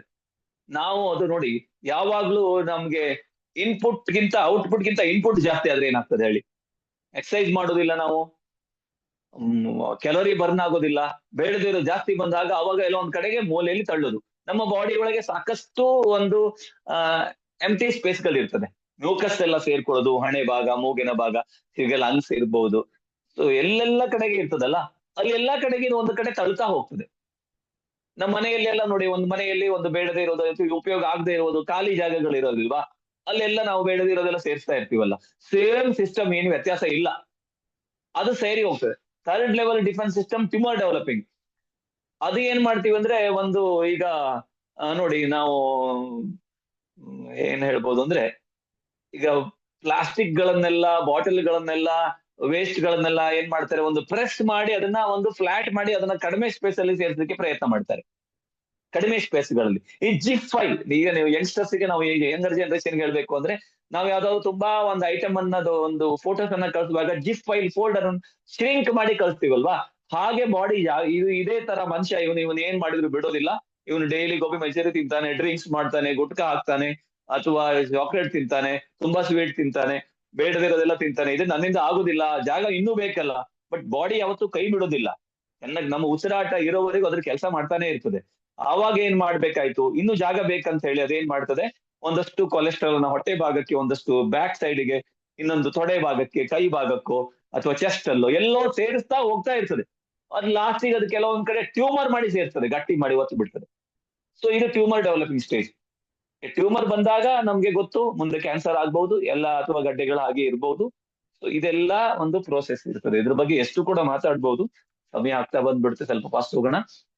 ನೋಡಿ, ಇಲ್ಲಿ ನಾನು ಆಲ್ರೆಡಿ ಮುಗಿಸಿದೆ ನಿಮ್ಗೆ. ಸ್ವೆಟ್ಟಿಂಗ್, ಯೂರಿನ್, ಕಫ್ ಮತ್ತೆ ಸ್ಟೂಲ್ ಮೂಲಕ ಬಾಡಿ ಹೊರಗಡೆ ಹಾಕ್ತದೆ. Second, toxin will be crystallised into combined with inert materials. Uric acid ಇದ್ರೆ ಸ್ಟೋನ್ ಆಗ್ತದೆ, ಅಲ್ಲಿಂದ ಕೊಲೆಸ್ಟ್ರಾಲ್ ಅಂಡ್ ಫ್ಯಾಟ್ ಇದನ್ನೆಲ್ಲ ನಾವು ನೋಡಿದ್ವಿ. ಪುಟ ಸೈಡ್ ಫೇಸ್ ಅಲ್ಲಿ ಬಂತು. ಲಾಸ್ಟಿಗೆ tumour developing. Toxin that cannot be discharged from the body after a long period of time will develop into health problems such as tumor. ನೋಡಿ, ಸ್ಟಿಕ್ ಇನ್ ದ ಬೆಡ್ ಮಲ್ಕೊಂಡಿದ್ದಾರೆ, bedridden ಆಗಿ ಹೋಗ್ಬಿಡ್ತಾರೆ, cancer ಬಂದ್ಬಿಡ್ತದೆ. So ಇದೆಲ್ಲ ನಮ್ಗೆ ಗೊತ್ತಿದೆ. ಜನರಿಗೆ ನಾವು ಹೇಳುವಾಗ ಹೇಗೆ ಹೇಳ್ಬೇಕು ಇದನ್ನ, ಎಷ್ಟು ಜನರಿಗೆ ಅರ್ಥ ಆಗ್ತದೆ. ಸ್ವಲ್ಪ ಅವರ ಸಮಯ ಅವಕಾಶ ಕೂತ್ಕೊಂಡು ಒಂದು 10 ನಿಮಿಷ ಇದ್ರ ಬಗ್ಗೆ ಸ್ವಲ್ಪ ಮಾತಾಡಿದ್ರೆ ಸ್ವಲ್ಪ ಅಲರ್ಟ್ ಆಗ್ತಾರೆ ಜನ. ಫಸ್ಟ್ ಈಗ ಇವತ್ತೇ ಕಾಣ್ತದೆ ನಮ್ಗೆ, ನಾವು ಇವತ್ತು 62 ಜನ ಇದೀವಿ ಅಂತ ಇಟ್ಕೊಳ್ಳೋಣ. ಸೊ ನಮ್ಮ ಮನೆಯಲ್ಲೇ ಎಲ್ಲರೂ ಗ್ಯಾನೋಡರ್ಮಾ ಮತ್ತು DXN ಪ್ರಾಡಕ್ಟ್ ಗಳನ್ನ ಉಪಯೋಗಿಸೋರು ಇರೋದಿಲ್ಲ. 100% ನಾವು ಎಲ್ಲ ಫ್ಯಾಮಿಲಿಯಲ್ಲಿ ಎಲ್ಲರೂ ನಾವು ಯೂಸ್ ಮಾಡ್ತೀವಿ. ಐ ಹೋಪ್ ನೀವು ಎಲ್ಲ ಕೂಡ ನಿಮ್ಮ ಫ್ಯಾಮಿಲಿಯಲ್ಲೆಲ್ಲ ಯೂಸ್ ಮಾಡ್ತೀರಿ. ಯಾರೆಲ್ಲ ಯೂಸ್ ಮಾಡ್ತಾ ಇಲ್ಲ ಫ್ಯಾಮಿಲಿ ಮೆಂಬರ್ಸ್ ಎಲ್ಲ, ಅವರಿಗೆ ಫಸ್ಟ್ ಇದ್ರ ಬಗ್ಗೆ ವಿವರಣೆಯನ್ನ ಕೊಟ್ಟು ಎಲ್ಲರೂ ಯೂಸ್ ಮಾಡುವ ಹಾಗೆ ಮಾಡಿ, ಆ ನಂತರೊಳಗೆ ನಮ್ಮ ಕುಟುಂಬ, ನಮ್ಮ ಪಕ್ಕದ ಮನೆ, ಊರು ಈ ವಿಚಾರಗಳು ಬೆಳೆಸ್ತಾ ಹೋದಾಗ ತುಂಬಾ ಡಿಫ್ರೆನ್ಸ್ ಆಗಿ ಬೆಳೀತಾ ಹೋಗ್ತದೆ, ಆರೋಗ್ಯ ಕ್ರಾಂತಿ ಆಗ್ತದೆ, ಬಿಸಿನೆಸ್ ತುಂಬಾ ದೊಡ್ಡದಾಗ್ತದೆ. So ganoderma supports the body. ನೋಡಿ, ಗ್ಯಾನೋಡರ್ಮಾ, ರಿಷಿ ಗ್ಯಾನೋ, ಒಂದು fruit portion of the ganoderma lucidum. 100 ದಿವಸ ಇದನ್ನ ಬೆಳೆದು ಅದನ್ನ ಪೌಡರ್, ಡಿಹೈಡ್ರೇಷನ್ ಮೂಲಕ, ಸೊ ಫ್ರೀಸಿಂಗ್ ಮೂಲಕ ಡ್ರೈ ಮಾಡಿ ಪೌಡರ್ ಮಾಡಿ ಅದನ್ನ ಕ್ಯಾಪ್ಸೂಲ್ ಫಾರ್ಮ್ ಅಲ್ಲಿ, ಪೌಡರ್ ಫಾರ್ಮ್ ಅಲ್ಲಿ, ಟ್ಯಾಬ್ಲೆಟ್ ಫಾರ್ಮ್ ಅಲ್ಲಿ ಕೊಡ್ತಾ ಇದೆ. ಇನ್ನೊಂದು GL ಅಂದ್ರೆ ಇದು ರೂಟ್ ಪೋರ್ಷನ್. ಸೊ ಇದು body in balancing, in detoxification. ಒಂದು ತೆಗೀತದೆ, ಇನ್ನೊಂದು ತಡೀತದೆ. ರೋಗ್ತಾ ಹೈ ನಿಕಲ್ತಾ ಹೈ ಅಂತ ಹೇಳ್ತಾರೆ. ತೆಗೆಯೋದು, ತಡೆಯೋದು. ಒಂದು ಟಾಕ್ಸಿನ್ ಅನ್ನು ತೆಗೆಯೋದು, ಇನ್ನು ಬ್ಯಾಲೆನ್ಸ್ ಮಾಡೋದು, support the body balancing. So ಈ ಕೆಲಸ ಮಾಡ್ಲಿಕ್ಕೆ RGGL ತುಂಬಾ ಹೆಲ್ಪ್ ಆಗ್ತದೆ. ಸೊ ಎಲ್ಲರೂ ಕೂಡ at least 1 or 2 pair RGGL ಅನ್ನ ತಗೊಳ್ಳಿ. ಕಾಯಿಲೆ ಬಂದ ಮೇಲೆ ಅಲ್ಲ, ಬರೋದಕ್ಕಿಂತ ಮುಂಚೆ ತಗೊಂಡಾಗ ನಿಮ್ಗೆ ಹಣದಲ್ಲಿ ಉಳಿತಾಯ ಆಗ್ತದೆ, ಶರೀರದಲ್ಲಿ ಉಳಿತಾಯ ರಕ್ಷಣೆ ಆಗ್ತದೆ. ನಿಮ್ಮ ಫುಲ್ ಒಂದು ಜೀವನವನ್ನ ಸಂತೋಷವಾಗಿ ನೀವು ನಡೆಸ್ಕೊಂಡು ಹೋಗ್ಬೋದು. ಅಥವಾ ನೋಡಿ, ಈಗ ನಾವು ಬದುಕೋದೇ ಒಂದು 60, 70, 80 ವರ್ಷ, ಕೆಲವು 100 ವರ್ಷ ಇರ್ಬೋದು ಅಲ್ವಾ. ಇದರೊಳಗೆ ನಾವು ಕೆಲವು ದಿವಸ ಹಾಸಿಗೆಯಲ್ಲೇ ಮಲ್ಕೊಂಡ್ರೆ ಏನಾಗ್ಬೋದು, ಒಂದು ತಿಂಗಳ ದಿನದ ಲೆಕ್ಕದಲ್ಲಿ ಸಂಬಳಕ್ಕೆ ಹೋಗುವಂತಹ ಒಂದು ವ್ಯಕ್ತಿ ಒಂದು ತಿಂಗಳಲ್ಲಿ ಒಂದು 5 ದಿನ ರಜೆ ಆದ್ರೆ ಅವನಿಗೆ ಎಷ್ಟು ಹಣ ಲಾಸ್ ಆಗ್ತದೆ. ನಾವು ಹಣದ ಲಾಸ್ ಅನ್ನಷ್ಟೇ ನೋಡ್ತೀವಿ ನಾವು. ನಮ್ಮ ಶರೀರ ಒಂದು ವರ್ಷದಲ್ಲಿ 1 ವಾರ ನಾವು ಮಲ್ಕೊಂಡ್ರೆ 1 ವಾರ ನಮ್ಗೆ ಹೋಯ್ತಲ್ವಾ, ನಮ್ಮ ಒಂದು ಖುಷಿನೇ ಹೊರಟು ಹೋಗ್ಬಿಡ್ತದೆ. ಎಷ್ಟೋ ಜನ ಬೆಡ್ ಅಲ್ಲಿ ಮಲಗಿರ್ತಾರೆ, ಅವರಿಗೆ ಜೀವನದಲ್ಲಿ ಏನಾಗ್ತದೆ. ಸೊ ನಮ್ಮ ಪಾಡೇನ ಮುಂದೆ ಹೀಗಾದ್ರೆ ಇದೆಲ್ಲ ಆಗ್ಬಾರ್ದು ಅಂತಂದಾಗ, ಪೂರ್ತಿಯಾಗಿ ನಾವು ಆನಂದವಾಗಿ ಇರ್ಬೇಕು ಅಂತಂದ್ರೆ ನಾವು ಗ್ಯಾನೋಡರ್ಮವನ್ನ RGGL ಅನ್ನ ರೆಗ್ಯುಲರ್ ಆಗಿ ತಗೊಳ್ಳೇಬೇಕಾಗ್ತದೆ. ತಗೊಳ್ಳೋದ್ರಿಂದ ತುಂಬಾ ಆರೋಗ್ಯ ಒಳ್ಳೇದಾಗ್ತದೆ. ಇನ್ನೊಮ್ಮೆ ಹೇಳ್ತೀನಿ, ತಗೊಂಡಾಕ್ಷಣ ಎಲ್ಲಾ DXN ಮೇಲೆ ಜವಾಬ್ದಾರಿಯನ್ನ ಹಾಕಿ ನೀವು ಬೆಳಗ್ಗೆ ಲೇಟ್ ಆಗಿ ಹೇಳೋದು, ಅಥವಾ ಸಿಕ್ಕಿದ್ದೆಲ್ಲ ತಿನ್ನೋದು, ಅಥವಾ ಹೊಟ್ಟೆ ತುಂಬಾ ಜಾಸ್ತಿ ತಿನ್ನೋದು, ಇದನ್ನೆಲ್ಲ ಮಾಡ್ಲಿಕ್ಕೆ ಹೋಗ್ಬಾರ್ದು. ಒಂದು ಸಿಸ್ಟಮೆಟಿಕ್ ಲೈಫ್ ಅಲ್ಲಿ ಬಂದಾಗ ನಿಮ್ಗೆ ಕಂಪ್ಲೀಟ್ ಆರೋಗ್ಯ ಸಿಗ್ತದೆ. ಇನ್ನು ಅಬ್ಸರ್ವೇಷನ್ ಥಿಯರಿಯಲ್ಲಿ ನಾನು ಹೇಳಿದಾಗಿ ನೋಡಿ, ಇಲ್ಲಿ ಆಲ್ರೆಡಿ ಹೇಳಿದ್ದೀನಿ, toxin imbalance of the body function ಅಂತ ಹೇಳ್ತೀವಿ, ಮೇನ್ ಕಾರಣ. Okay, observation theory takes of its own health problems. Ganoderma supports the body. Ganoderma ಯಾವತ್ತೂ ಕಾಯಿಲೆಯನ್ನ ವಾಸಿ ಮಾಡ್ಲಿಕ್ಕೆ ಹೋಗೋದಿಲ್ಲ. ಗ್ಯಾನೋಡರ್ಮಾ ಏನ್ ಮಾಡ್ತದೆ, ನಮ್ಮ ಬಾಡಿಯನ್ನ ಸಪೋರ್ಟ್ ಮಾಡ್ತದೆ. ಒಂದು ಕೋಚ್ ತರ. ಕೋಚ್ ಯಾವತ್ತು ಫೀಲ್ಡಿಗೆ ಇಳಿದು ಸೆಂಚುರಿ ಹೊಡಿಲಿಕ್ಕೆ ಹೋಗೋದಿಲ್ಲ. ಹಾಗೆ ಗ್ಯಾನೋಡರ್ಮಾ ಬಾಡಿ ನಮ್ಮ ಆರ್ಗನ್ಸ್ ಅನ್ನ ಸ್ಟ್ರಾಂಗ್ ಮಾಡ್ತಾ ಹೋಗ್ತದೆ. ಅದರ ಕೆಲಸವನ್ನ ಪೂರ್ತಿ ನಿರ್ವಹಿಸಲಿಕ್ಕೆ ಬೇಕಾಗಿರುವಂತಹ ಶಕ್ತಿಯನ್ನ ಕೊಡ್ತದೆ. ಆವಾಗ ನೋಡಿ, ಬ್ಲಡ್ ಬ್ಯಾಲೆನ್ಸ್ ಆಗ್ತದೆ, ನಮ್ದು pH ಬ್ಯಾಲೆನ್ಸ್ ಆಗ್ತದೆ, ಹಿಮೋಗ್ಲೋಬಿನ್ ಅಪ್ ಆಗ್ತದೆ, ಡೈಜೆಸ್ಟಿವ್ ಸಿಸ್ಟಮ್ ಅನ್ನ ಇಂಪ್ರೂವ್ ಮಾಡ್ತಾ ಹೋಗ್ತದೆ. ಫ್ರೀ ರಾಡಿಕಲ್ಸ್ ವಿರುದ್ಧ ಹೋರಾಟಕ್ಕೆ ಅಲ್ಕಲೈನ್ ನಾವು ಕೊಡೋದ್ರಿಂದ ನಮ್ಮ ಬಾಡಿನೇ ಅಲ್ಕಲೈನ್ ಆದಾಗ ಫ್ರೀ ರಾಡಿಕಲ್ಸ್ ವಿರುದ್ಧ ಹೋರಾಡಿ ನ್ಯೂಟ್ರಲೈಸ್ ಮಾಡ್ತದೆ ಅದನ್ನ. ಮೈಂಡಿಗೆ ತುಂಬಾ ಒತ್ತಡ ಇದೆ, ಟೆನ್ಷನ್ ಇದೆ, ಅವ್ರ ತೊಂದರೆ ಇವ್ರ ತೊಂದರೆ ಎಲ್ಲವನ್ನ ಮೈಂಡ್ ಅನ್ನ ಕಾಮ್ ಮಾಡಿ ಆಕ್ಸಿಜನ್ ರಿಟೈನಿಂಗ್ ಕೆಪಾಸಿಟಿ ಜಾಸ್ತಿ ಆದಾಗ ಗ್ಯಾನೋಡರ್ಮದೊಳಗೆ ತುಂಬಾ ಆಕ್ಸಿಜನ್ ಇರ್ತದಲ್ಲ, ಸೊ ನಮ್ಗೆ ಮೈಂಡ್ ಕಾಮ್ನೆಸ್ ಸ್ಟಾರ್ಟ್ ಆಗ್ತದೆ. ಹಾಗೆ body takes care of its own health problems. ನಮ್ಮ ಬಾಡಿಗೆ ಯಾವುದು ಮಾಡ್ಬೇಕಾಗಿಲ್ಲ, ಅದಕ್ಕೆ ನಿಭಾಯಿಸುವಂತಹ ಶಕ್ತಿ ಇದೆ. ಸ್ವಲ್ಪ ನಾವು ಅದಕ್ಕೆ ಬೇಕಾಗಿರುವಂತಹ ಒಂದು ಸಪ್ಲಿಮೆಂಟೇಶನ್ ಅನ್ನ ಕೊಟ್ಟರೆ ಅದು ಮಾಡ್ಕೊಂಡು ಹೋಗ್ತದೆ. ನೋಡಿ, ಈಗ ಒಬ್ಬ ವ್ಯಕ್ತಿ ತುಂಬಾ ಸುಸ್ತಾಗಿರ್ತಾನೆ, ಮಲ್ಕೊಂಡಿರ್ತಾನೆ, ಅವನಿಗೆ ಎದ್ದೇಳಕ್ ಆಗಲ್ಲ, ಡಿಹೈಡ್ರೇಷನ್ ಆಗಿದೆ, ಯಾರಾದ್ರೂ ಎದ್ದು ನಿಲ್ಸ್ಬೇಕು ಅಂತಿದ್ಯಾ, ನೀರ್ ಕುಡಿಸ್ತೀವಿ ನಾವು, ಅಥವಾ ORS ಕುಡಿಸ್ತೀವಿ, ಅಥವಾ ಒಂದು ಗ್ಲೂಕೋಸ್ ಕುಡಿಸ್ತೀವಿ, ಬಾಡಿ ತನ್ನಷ್ಟಕ್ಕೆ ಬ್ಯಾಲೆನ್ಸ್ ಆಗ್ತದಲ್ಲ. ಹಾಗೆ ಗ್ಯಾನೋಡರ್ಮಾ ಸಪೋರ್ಟ್ ಮಾಡ್ತದೆ, body take care its own. ಅದು ಒಂದು ABC ರೂಲ್ ಅಲ್ಲಿ ಅದು ಕೆಲಸವನ್ನ ನಿರ್ವಹಿಸ್ತದೆ. Reaction is caused by the body, not the ganoderma. Ganoderma ತಗೊಂಡಾಗ ಕೆಲವರಿಗೆ ವೇರಿಯೇಷನ್ಸ್ ಬರ್ತದೆ. ಬಾಡಿ ಗೊತ್ತಿಲ್ಲದೆ ಇರೋದು, ಚಿಕ್ಕ ಮಗುಗೂ ಕೂಡ ಹೌದು, ಏಜ್ ಆದವ್ರು ಕೋಮಾದಲ್ಲಿ ಇರೋರು ಇರ್ಬೋದು, ಅಥವಾ ಡೆತ್ ಬೆಡ್ ಅಲ್ಲಿ ಇರ್ಬೋದು, ಬೆಡ್ ರಿಡನ್ ಆದವ್ರು ಇರ್ಬೋದು, ಆರೋಗ್ಯವಾಗಿರ್ಬೋದು, ಎಲ್ಲರಿಗೂ ಒಂದೇ ತರ ಕೆಲಸ ಮಾಡ್ತದೆ ಗ್ಯಾನೋಡರ್ಮಾ. ನೀವೇನು ಓಡ್ಬೇಕಾಗಿಲ್ಲ. ಈಗ ನಾನು ಓಂ ಅಂತ ಹೇಳ್ತೇನೆ, ನಿಮ್ಗೆ ಎಲ್ಲರಿಗೂ ಇಂಗ್ಲಿಷ್ ಅವರಿಗೂ ಓಂ ಕೇಳ್ತದೆ, ಹಿಂದಿ ಅವ್ರಿಗೆ ಕೇಳ್ತದೆ, ಕನ್ನಡದವ್ರಿಗೆ ಕೇಳ್ತದೆ, ತಮಿಳ್ ಅವ್ರಿಗೆ ಕೇಳ್ತದೆ, ತುಳು ಅವ್ರಿಗೆ ಕೇಳ್ತದೆ, ಮಲಯಾಳವ್ರಿಗೆ ಕೇಳ್ತದೆ, ಎಲ್ಲರಿಗೂ ಓಮೇ ಕೇಳಿದೆ ಅಲ್ಲ, ಏನು ವ್ಯತ್ಯಾಸ ಆಗ್ಲಿಲ್ಲ. ಹಾಗೆ ಗ್ಯಾನೋಡರ್ಮಾ ಎಲ್ಲ ಬಾಡಿ ಮೇಲೆ ಒಂದೇ ರೀತಿಯಲ್ಲಿ ಕೆಲಸ ಮಾಡ್ತದೆ. ಅದು ಕೆಲಸ ಮಾಡುವಾಗ ರಿಫ್ಲೆಕ್ಸಾಲಜಿ ಅಂತ ಹೇಳ್ತಾರೆ. ಗ್ಯಾನೋಡರ್ಮಾ ಬಾಡಿಯನ್ನ ಕ್ಲೀನ್ ಮಾಡ್ತದಲ್ಲ, ಆ ಟೈಮ್ ನಲ್ಲಿ ಇಮೋಷನಲ್, ಕಣ್ಣಿನೊಳಗೆ ಕೆಲವರಿಗೆ ಒಂಥರ ಗಾಢವಾಗಿ ದಪ್ಪ ಆಗ್ಬಹುದು, ಟೆನ್ಷನ್ ಒತ್ತಡ ಇದ್ದಾಗ, ಆವಾಗ ಅವನ ಭಾವನೆಗಳಲ್ಲಿ ನೋಡ್ಬೋದು ನಾವು, ಕಣ್ಣೊಂಥರ ಊದ್ಕೊಂಡಂಗಿರ್ಬೋದು, ಸ್ಟ್ರೆಸ್ ತುಂಬಾ. ನೋಡಿ, ಯಾಕೆ ಅಂತಂದ್ರೆ ತುಂಬಾ ದುಃಖ ಆದಾಗ, ನೋವಾದಾಗ ಕಣ್ಣಲ್ಲಿ ನೀರು ಬರ್ತದಲ್ವಾ, ಸೊ ಆ ಮೂಲಕ ಶರೀರದಲ್ಲಿ ಅದು ನಾವು ಗಮನಿಸಬಹುದು. ಸೊ ಅದಕ್ಕೇನು ವರಿ ಮಾಡ್ಬೇಕಾಗಿಲ್ಲ, ಆಟೋಮೆಟಿಕ್ಲಿ ಅದು ಬ್ಯಾಲೆನ್ಸ್ ಆಗ್ತಾ ಹೋಗ್ತದೆ. ಇಮೋಷನಲ್ ಆಯ್ತು, ಫಿಸಿಕಲ್ ಆಗಿ ಶರೀರದೊಳಗೆ ಬಾಡಿಯಲ್ಲಿ ಪೇನ್ ಬಂದಂಗ ಆಗ್ಬಹುದು, ಸ್ಟೋನ್ಗಳಿದ್ದಾಗ ಕೆಲವೊಮ್ಮೆ ಬಾಡಿ ಪೇನ್ ಬರ್ಬೋದು, ಅಥವಾ ಇನ್ನು ಕೆಲವರಿಗೆ ಚೆಸ್ಟ್ ಪೇನ್ ಬಂದಾಗ, ಏನಾದ್ರು ಹಾರ್ಟ್ ಪ್ರಾಬ್ಲಮ್ ಇದ್ದವರಿಗೆಲ್ಲ ಅದು ಸೂಚನೆಯನ್ನ ಕೊಡ್ಬಹುದು. ಎಲಿಮೆಂಟ್ ರಿಫ್ಲೆಕ್ಷನ್ ಇವೆಲ್ಲ. ಸೊ ಇದಕ್ಕೆ ನಾವು ವರಿ ಮಾಡ್ಬೇಕಾಗಿಲ್ಲ.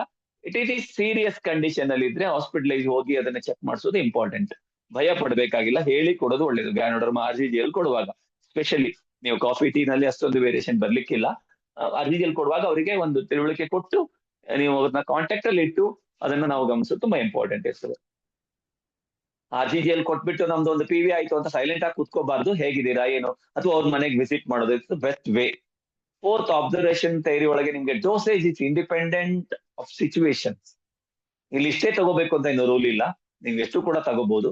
ಕ್ರಮ ಏನು ಅಂತಂದ್ರೆ ಫಸ್ಟ್ ವೀಕ್ ಅಲ್ಲಿ 1 ಪೇರ್ RGGL, 1 RG 1 GL ನೀವು ಹೇಗಿದೆ ಅಂತ ಗಮನಿಸಿ. ನಿಮ್ಮ ಬಾಡಿ ಗುಡ್ ಕಂಡೀಷನ್ ಇಂಪ್ರೂವ್ ಆಗಿದೆ ಅಂತ ಸಾಕು, 1 ಪೇರ್ ಸಾಕಾಗ್ತದೆ. ಏನು ವರ್ಕ್ ಆಗ್ಲಿಲ್ಲ, ನಿಮ್ಗೇನು ರಿಲೀಫ್ ಸಿಗ್ಲಿಲ್ಲ ಅಂತಂದಾಗ you go for 2 pairs after second week, 1 week ನಂತರ.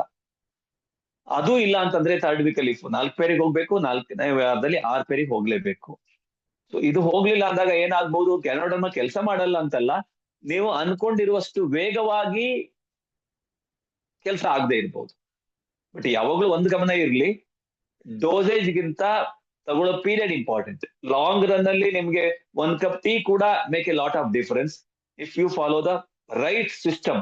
ಅಂದ್ರೆ ಏನು ಡಯಟ್ ಸಿಸ್ಟಮ್ ಇರ್ಬೋದು, ಹೆಲ್ದಿ ಲೈಫ್ ಸ್ಟೈಲ್ ಅನ್ನ ಮಾಡ್ಕೊಂಡ್ರೆ. ಸೊ 1 ಕಪ್ ಟೀ ಕುಡಿದು ನಾನು ಎಲ್ಲವನ್ನ ಮಾಡ್ತೀನಿ ಅಂದ್ರೆ ಅದು ವರ್ಕ್ ಆಗ್ಲಿಕ್ಕಿಲ್ಲ. ಅಟ್ಲೀಸ್ಟ್ 1-2 ಪೇರ್ RGGL ತಗೊಂಡಾಗ ಸಂಭವ ಅದು ಬ್ಯಾಲೆನ್ಸ್ ಆಗ್ಬಹುದು. ಆದ್ರೂ ಕೂಡ ಅವರು ಹ್ಯಾಬಿಟ್ ಅನ್ನ ಬಿಡ್ಲಿಲ್ಲ ಅಂದ್ರೆ ಮುಂದೊಂದಿನ ತೊಂದರೆ ಇದ್ದೇ ಇರ್ತದೆ. ಸೊ ಈ ತರ no response, increase the dosage gradually. So manageable situation, continue the dosage. Not manageable situation, reduce the dosage by half.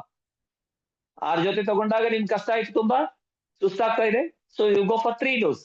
ಪೂರ್ತಿ ಸ್ಟಾಪ್ ಮಾಡಬಾರ್ದು ಅಂತ ಹೇಳ್ತಾರೆ. ಪೂರ್ತಿ ಸ್ಟಾಪ್ ಮಾಡ್ರೆ ಏನಾಗ್ತದೆ, ಮತ್ತೆ ನೀವು ಬಿಗಿನಿಂಗ್ ಅಲ್ಲೇ ಬರ್ಬೇಕು. ಕೆಲವೊಂದು ನೆಟ್ವರ್ಕ್ ಕಂಪನಿಯಲ್ಲಿ ಇದೆಯಲ್ಲ, ಜೀರೋದಿಂದ ಬರ್ಬೇಕು, ಹಾಗೆ ಆಗೋಗ್ತದೆ. DXN ಅಲ್ಲಿ ಆಗಿಲ್ಲ. DXN ಅಲ್ಲಿ ಏನಾಗ್ತದೆ, ಒಂದು ಕಂಟಿನ್ಯೂ ಲೆವೆಲ್ ಅಲ್ಲಿ ಬಂದಿರ್ತದೆ. ಹಾಗೆ ನೀವು ಅದನ್ನ ಗಮನಿಸಬೇಕಾಗ್ತದೆ. Okay, so human body needs, ಈ ನಮ್ಮ ಶರೀರ ನಮ್ಗೆ ಅಲ್ಕಲೈನ್ ಫುಡ್ ಬೇಕಾಗ್ತದೆ ಜಾಸ್ತಿ.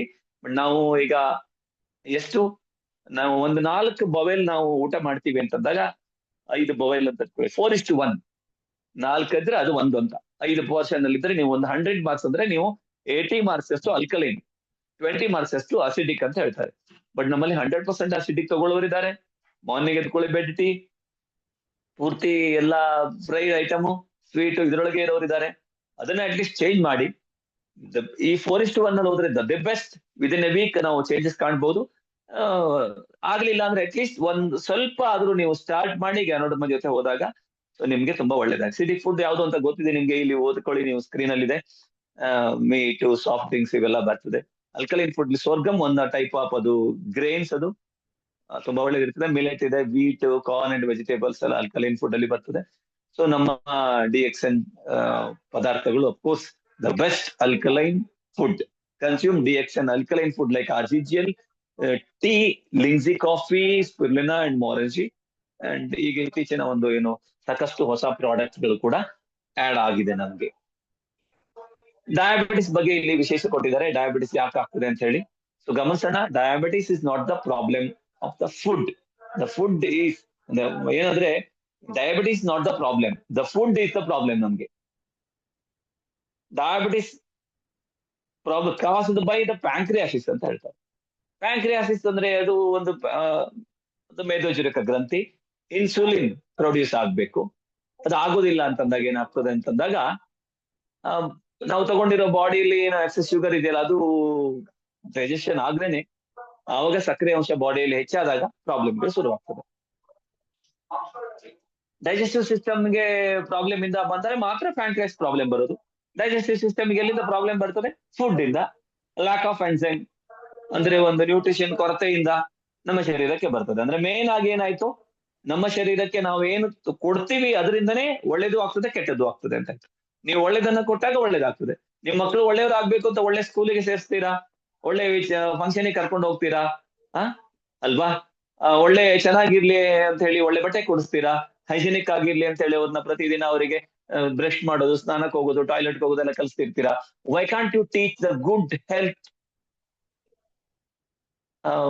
ಕಾರಣಗಳು, ಆರೋಗ್ಯ ರಕ್ಷಣೆ ಮಾಡ್ಲಿಕ್ಕೆ ವಾಟ್ ಆರ್ ದ ಬೆನಿಫಿಟ್ಸ್ ಅಂತ ಹೇಳೋದಿಲ್ಲ ನೀವು? ಯಾಕೆ ಹೇಳ್ಬಾರ್ದು? ಮಕ್ಕಳಿಗೆ ಯಾಕೆ ಹೇಳ್ಬಾರ್ದು? ನಾವು ಯಾಕೆ ಅದನ್ನ ಕಲಿಬಾರ್ದು? ಯಾವ್ದೆಲ್ಲ ಒಳ್ಳೇದು ಅಂತ ಹೇಳಿ ಇದನ್ನ ಮಾಡ್ಕೊಂಡಾಗ ನಿಮ್ಗೆ ವ್ಯತ್ಯಾಸಗಳು ಕಾಣ್ತದಲ್ವಾ? ಓಕೆ, ಗ್ರೀನ್ ಬ್ಲಡ್ ಥೇರಿ ನೋಡೋಣ ನಾವು. ಗ್ರೀನ್ ಬ್ಲಡ್ ಥೇರಿನಲ್ಲಿ the cycle of red blood production, ಕೆಂಪು ರಕ್ತ ಕಣಗಳ ಉತ್ಪತ್ತಿ ಮತ್ತೆ ರಿಪೇರ್ ಹೇಗೆ ಆಗ್ತದೆ ಅನ್ನೋದು ಗಮನಿಸಿದಾಗ ನಮ್ಗೆ ಗೊತ್ತಾಗ್ತದೆ. ಸ್ಪಿರುಲಿನಾ ಇದು ತುಂಬಾ ಸಪೋರ್ಟಿವ್ ಮಾಡ್ತದೆ ಗ್ರೀನ್ ವೆಜಿಟೇಬಲ್ಸ್ ಜೊತೆಗೆ. Spirulina the best way. Red blood cells ಇದೆಯಲ್ಲ, ಇದು ಸಾಯ್ತದೆ ಅಂದ್ರೆ 120 ಡೇಸ್ ಒಂದು ಜೀವಕೋಶಗಳು ಒಂದಿದೆ ಅಂತ ಇಟ್ಕೊಳ್ಳಿ. ಅದು ಸ್ಪ್ಲೀನಿಗೆ ಹೋಗ್ತದೆ. ಸ್ಪ್ಲೀನ್ ಅಂದ್ರೆ ಏನು? ತುಂಬಾ ಜನರಿಗೆ ಅದ್ರ ಬಗ್ಗೆ ಗೊತ್ತು. ಒಂದು ಚಿಕ್ಕ ಆರ್ಗನ್ ಇದು. ಇದು ಕಿಡ್ನಿ ಅಲ್ಲ, ಚಿಕ್ಕ ಆರ್ಗನ್ ಫಾರ್ ಡಿಕಂಪೋಸಿಷನ್ ಅಲ್ಲಿಗೆ ಕಳಿಸ್ಕೊಡ್ತದೆ. Spleen for the decomposition. ಅಲ್ಲಿ ಡಿಕಂಪೋಸಿಷನ್ ಆಗಿ sent to the liver for the function of decomposition further, ಇನ್ನೂ ಹೆಚ್ಚಿನ. ನೋಡಿ, ಒಂದು ಫೈಲ್ ರೆಡಿ ಆಗ್ಬೇಕು ಅಂದ್ರೆ ಫಸ್ಟ್ ಹೋಗಿ ನಾವು ಎಲ್ಲಿ ಕೊಡ್ತೀವಿ, ಒಂದ್ಸಲ ಹೋಗಿ ಆಫೀಸಲ್ಲಿ ಕೊಡ್ತೀವಿ. ಅವರು ಹೋಗಿ ಸಂಬಂಧಪಟ್ಟ ಕ್ಲರ್ಕ್ ಕೊಡ್ತಾರೆ. ಕ್ಲರ್ಕ್ ಇನ್ನು ಸೀನಿಯರ್ ಆಫೀಸಿಗೆ ಕೊಡ್ತಾರೆ. ಆಮೇಲೆ ಆಫೀಸ್ ಹೆಡ್ಗೆ ಹೋಗ್ತದಲ್ಲ. ಹಾಗೆ ಎಲ್ಲಾ ಕಡೆಗೆ ಅದು ನೋಡಿ ಚೆಕ್ ಮಾಡಿ ಮಾಡಿ ಮಾಡಿ ಬಂದ ಹಾಗೆ ಸ್ಪ್ಲೀನ್ ಇಂದ ಲಿವರಿಗೆ ಬರ್ತದೆ, ಲಿವರ್ ಇಂದ ಕಿಡ್ನಿಗೆ ಬರ್ತದೆ, which produce hormones sent to bone marrow. So kidney ಏನ್ ಮಾಡ್ತದೆ, ಎಕ್ಸೆಸ್ ವಾಟರ್ ಅನ್ನು ಹೊರಗಡೆ ಹಾಕ್ತದೆ, ಫಿಲ್ಟರ್ ಮಾಡ್ತದೆ. Bone marrow to produce the haemoglobin. ನಾವು ಏನು ಒಂದು ತಗೊಂಡಿರುವ ಆಹಾರ ಈ ರೀತಿನೊಳಗೆ ಬೋನ್ ಮ್ಯಾರೋದಲ್ಲಿ ನಮ್ಮ ರಕ್ತ ಪ್ರೊಡಕ್ಷನ್ ಸ್ಟಾರ್ಟ್ ಆಗ್ತದೆ. ಕಿಡ್ನಿ ಮತ್ತೆ ವ್ಯತ್ಯಾಸ ಗಮನಿಸಬೇಕು, ಸ್ಪ್ಲೀನ್ ವ್ಯತ್ಯಾಸ, ಇವೆಲ್ಲ ಸರಿಯಾಗಿದ್ದಾಗ ಮಾತ್ರ ನಮ್ಗೆ ಕರೆಕ್ಟ್ ಆಗಿ ಒಂದು ಕೆಂಪು ರಕ್ತ ಕಣಗಳು ಉತ್ಪತ್ತಿ ಆಗ್ತದೆ. ಈ ನಮ್ಮ ಆರ್ಗನ್ಗಳಲ್ಲೇ ನಾವು ವ್ಯತ್ಯಾಸಗಳು ಮಾಡ್ಕೊಂಡಾಗ, ಅದನ್ನ ಬ್ಯಾಲೆನ್ಸ್ ಮಾಡ್ಕೊಳ್ಳಿಲ್ಲ ಅಂದಾಗ ರಕ್ತ ಉತ್ಪತ್ತಿ ಆಗುದೇ ಇಲ್ಲ. ದುಡಿಲಿಕ್ಕೆ ಹೋಗ್ದೇನೆ ಇರೋ ಹಣ ಖಾಲಿ ಮಾಡ್ಕೊಂಡ್ರೆ ಏನಾಗ್ತದೆ? ಬ್ಯಾಂಕ್ ರಫ್ಟ್ ಆಗ್ತೀವಿ ನಾವು, ಅಥವಾ ಸಾಲದಲ್ಲಿ ಸಿಕ್ಕಾಕೊಳ್ತೀವಲ್ವಾ. ಹಾಗೆ ನಾವು ರಕ್ತಕ್ಕೆ ಉತ್ಪತ್ತಿ ಆಗಿರುವಂತ ಆಹಾರವನ್ನ ತಗೊಳ್ಳೋದಿದ್ರೆ ಇರೋ ರಕ್ತ ಎಷ್ಟು ದಿವಸ ಕೆಲಸ ಮಾಡ್ತದೆ? ನಮ್ಮ ಶರೀರ ವೀಕ್ ಆಗ್ತಾ ಹೋಗ್ತದೆ. ಇದಕ್ಕೆ ಡಿಎಕ್ಸನ್ ಸ್ಪಿರುಲಿನಾ ತುಂಬಾ ಹೆಲ್ಪ್ ಮಾಡ್ತದೆ.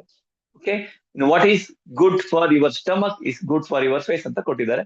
ಸೊ ಇದು ಕೂಡ ಗ್ಯಾನೋಥೆರಪಿಯಲ್ಲಿ ಹಾಕಿಟ್ಟಿದೆ ನೋಡಿ. ಗ್ಯಾನೋಡರ್ಮಾ ಸೋಪ್ ಇದೆ, ಗ್ಯಾನೋಡರ್ಮಾ ಶಾಂಪೂ ಇದೆ, ಬಾಡಿ ಫೋಮ್ ಇದೆ, ಇನ್ನು ಗ್ಯಾನೋ ಮಸಾಜ್ ಆಯಿಲ್ ಇದೆ, ಇನ್ನು ಸಪೋರ್ಟಿವ್ ಆಗಿ ನಮ್ದು ಬೇಬಿ ಆಯಿಲ್ ಇರ್ಬೋದು, ಅಲೋವೆರಾ ಸೀರೀಸ್ ಇರ್ಬೋದು, ಟಿಟಿ ಕ್ರೀಮ್ ಇರ್ಬೋದು, ಅಶ್ವಗಂಧ ಇರ್ಬೋದು. ಸಾಕಷ್ಟು ನಮ್ಮಲ್ಲಿ ಇವತ್ತು ಬ್ರಾಹ್ಮಿ, ತ್ರಿಫಲ, ಎಷ್ಟು ರೈಸ್ ಬ್ರೌನ್ ಆಯಿಲ್, ಬಿಸ್ಕೆಟ್ಸ್, ಡಿಎಕ್ಸೆನ್ದು, ಟಾಯ್ಲೆಟರೀಸ್, ಎಲ್ಲಾ ಐಟಮ್ಗಳನ್ನ ಡಿಎಕ್ಸೆನ್ ಕೊಟ್ಟಿದೆಯಲ್ಲ. ಸೊ ಇದೆಲ್ಲ ನಮ್ಗೆ ಹೆಲ್ಪ್ ಮಾಡ್ತದೆ. What is good for your stomach is good for your face. ಯಾವ್ದು ನಮ್ಮ ಹೊಟ್ಟೆಗೆ ಒಳ್ಳೇದು ಅದು ಸ್ಟಮಕ್ಕಿಗೆ ಹೆಲ್ಪ್ ಆಗ್ತದೆ. ನೀವು ಹೊಟ್ಟೆಗೆ ಚೆನ್ನಾಗಿ ತಗೊಳ್ಳಿಲ್ಲ, ಹೊರಗಡೆಯಿಂದ ಎಕ್ಸ್ಟ್ರಾ ತಗೊಳ್ತೀರಾ ಅಂದ್ರೆ ನೋ ನೋ ನೋ ಇಷ್ಟೇ ಹೇಳೋದು ನಾನು, ಅದೇನು ವರ್ಕ್ ಆಗೋದಿಲ್ಲ. ಮತ್ತೆ ನಾವು ಸಂಪೂರ್ಣ ಆರೋಗ್ಯ ಬೇಕು ಅಂತ ಅಂದಾಗ ಹೊಟ್ಟೆಯನ್ನ ಕರೆಕ್ಟ್ ಮಾಡಿದಾಗ ಇಂಟರ್ನಲ್ ಗ್ಲೋ ಸ್ಟಾರ್ಟ್ ಆಗ್ತದೆ. Internal beauty is important. 7 group of consumption ಯಾರೆಲ್ಲ ತಗೋಬಹುದು ಇದನ್ನ ಅಂತಂದ್ರೆ, ಫಸ್ಟ್ ಒನ್ ಪ್ರೆಗ್ನೆಂಟ್ ವುಮನ್ಗೆ ಕೊಡ್ಬೇಕು ಅಂತ ಹೇಳ್ತಾರೆ. ಸೊ ಯಾಕೆ ಕೊಡ್ಬೇಕು ಅಂತಂದ್ರೆ, ಒಂದು ಬೆಳವಣಿಗೆ ಆಗುವಾಗ, ಮಗು ಹುಟ್ಟುವಾಗ ಎಲ್ಲಿಂದ ಬರಬೇಕು, ಅದು ಮೇನ್ ಹೇಗಿರ್ಬೇಕು ನೋಡಿ. ಮಗು ಹುಟ್ಟಿದ ಮೇಲೆ ನಾವು ಒಳ್ಳೆ ಹಾಸ್ಪಿಟ್ಲಿಗೆ ಕರ್ಕೊ ಹೋಗ್ತೀವಿ, ಒಳ್ಳೆ ಬಟ್ಟೆ ತರ್ತೀವಿ, ಒಳ್ಳೆ ಬೆಡ್ ಕೊಡ್ತೀವಿ, ಎಲ್ಲ ಒಳ್ಳೆ ಟಾಯ್ಸ್ ಕೊಡ್ತೀವಿ. ಸೊ ಆ ಮಗು ಹುಟ್ಟೋ ಜಾಗ, ಅದು ಹುಟ್ಟುವಂತಹ ಒಂದು ಪುಣ್ಯ ಸ್ಥಳದಲ್ಲಿ ಆ ಸ್ಥಳ ಶುದ್ಧಿ ಆಗ್ಬೇಕಲ್ಲ ಫಸ್ಟ್. ಈ ಪ್ರೆಗ್ನೆಂಟ್ಗಿಂತ ಮುಂಚೆ ಮ್ಯಾರಿಡ್ ಕಪಲ್ಗೆ ಕೊಡ್ಬೇಕು ಆಕ್ಚುಲಿ. ಇಲ್ಲಿ 5ನೇ ಇಟ್ಟಿದ್ದಾರೆ. ಫಸ್ಟಿಗೆ ಇದನ್ನ ತಗೊಳ್ಳೋದ್ರಿಂದ ತುಂಬಾ ಒಳ್ಳೇದನ್ಸ್ತದೆ. ಆ ತರ ಮಾಡೋದ್ರಿಂದ ಏನಾಗ್ತದೆ, ಮಗು ಬೆಳವಣಿಗೆಯಲ್ಲೇ ಒಳ್ಳೆಯ ಒಂದು ವಾತಾವರಣ, ಒಳ್ಳೆಯ ಗಾಳಿ, ಒಳ್ಳೆಯ ಆರೋಗ್ಯ ಸಿಕ್ಕಿದಾಗ ಮಗು ಚೆನ್ನಾಗಿರ್ತದೆ. ಸೊ ತಾಯಿ ಕೂಡ ಆರೋಗ್ಯವಾಗಿರ್ತಾಳೆ, ಹೆಲ್ದಿ ಡೆಲಿವರಿ ಆಗ್ತದೆ. ತಾಯಿ ಒಂದು ಏನೊಂದು ಪ್ರಾಬ್ಲಮ್ ಅಲ್ಲಿ, ಒಂದು ಗರ್ಭಿಣಿಯರಿಗೆ ಬರುವಂತ ಸಮಸ್ಯೆಗಳಾಗದೆ ಇರುವಾಗ ನೋಡ್ಕೊಳ್ತದೆ. ಆಫ್ಟರ್ ಡೆಲಿವರಿ ಕೂಡ ಮಗುನು ಚೆನ್ನಾಗಿರ್ತದೆ, ತಾಯಿನೂ ಕೂಡ ಚೆನ್ನಾಗಿರ್ತದೆ. ಒಳ್ಳೆ ಒಂದು ಜನರೇಷನ್ ನಮ್ದಾಗ್ತದೆ. ಇದಕ್ಕೆ ಕೊಡ್ಬೇಕು. ಇನ್ಫಂಟ್ಸ್, ಚಿಕ್ಕ ಮಕ್ಕಳಿಗೆ ಯಾಕೆ ಕೊಡ್ಬೇಕು? ಆಗಾಗ್ಲೇ ಬೇಗನೆ ಇನ್ಫೆಕ್ಷನ್ ಆಗ್ತದೆ, ಅರ್ಥ ಗೊತ್ತಿರುವುದಿಲ್ಲ, ಶುದ್ಧತೆ ಬಗ್ಗೆ ಅರಿವಿರುವುದಿಲ್ಲ, ನೆಲದಲ್ಲಿ ಇರ್ತಾರೆ, ಎಲ್ಲರೂ ಹೊರಗಡೆಯವರು ಬಂದು ಮಕ್ಕಳನ್ನ ಮುದ್ದು ಮಾಡ್ತಾರೆ, ನಾವು ಏನು ಮಾಡ್ಲಿಕ್ಕೆ ಆಗೋದಿಲ್ಲ. ಮಕ್ಕಳಿಗೆ ಬೇಗನೆ ಒಂದು ಈ ಟಾಕ್ಸಿನ್ ಗಳೆಲ್ಲ ಅಟ್ಯಾಕ್ ಆಗೋದು, ಇನ್ಫೆಕ್ಷನ್ ಗಳಾಗುವಂತದ್ದು ಇರ್ತದೆ. ಆಹಾರವನ್ನ ಯಾವುದೇ ಬಾಯಿಗೆ ಹಾಕೊಳ್ತಾರೆ, ಅದರಿಂದ ಏನಾಗ್ತದೆ, ಡೈಜೆಸ್ಟಿವ್ ಕೂಡ ಪವರ್ಫುಲ್ ಆಗಿರೋದಿಲ್ಲ.